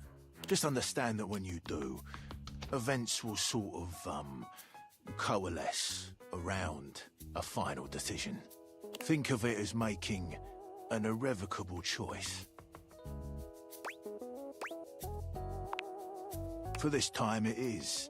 Those Dateviators have put you on a certain quest that I cannot advise you on.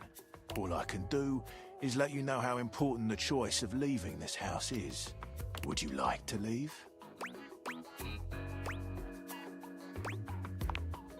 Right this way.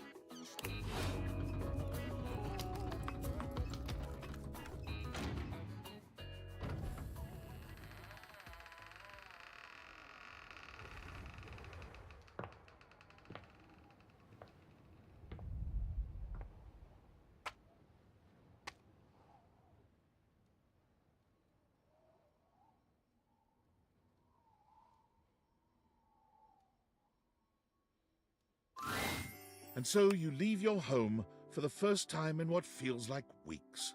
Though the Dateviators helped you find a bold way of meeting new friends, you figure that the world outside can offer a greater variety of people. You touch the grass outside your home, and it feels sweetly chill with dew. This feels like the best decision you could have made. You resolve to live a life outside, unconcerned with the silly espionage play you seem to have unwittingly found yourself in.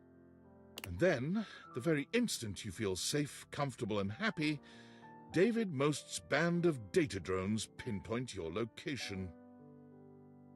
You peacefully give him his precious Dateviators back, assured that they will be made available to the rest of the world. After all, what's the worst that could happen? Your life, unchanged, is full of wonderful things to do. The Dateviators are simply someone else's problem now.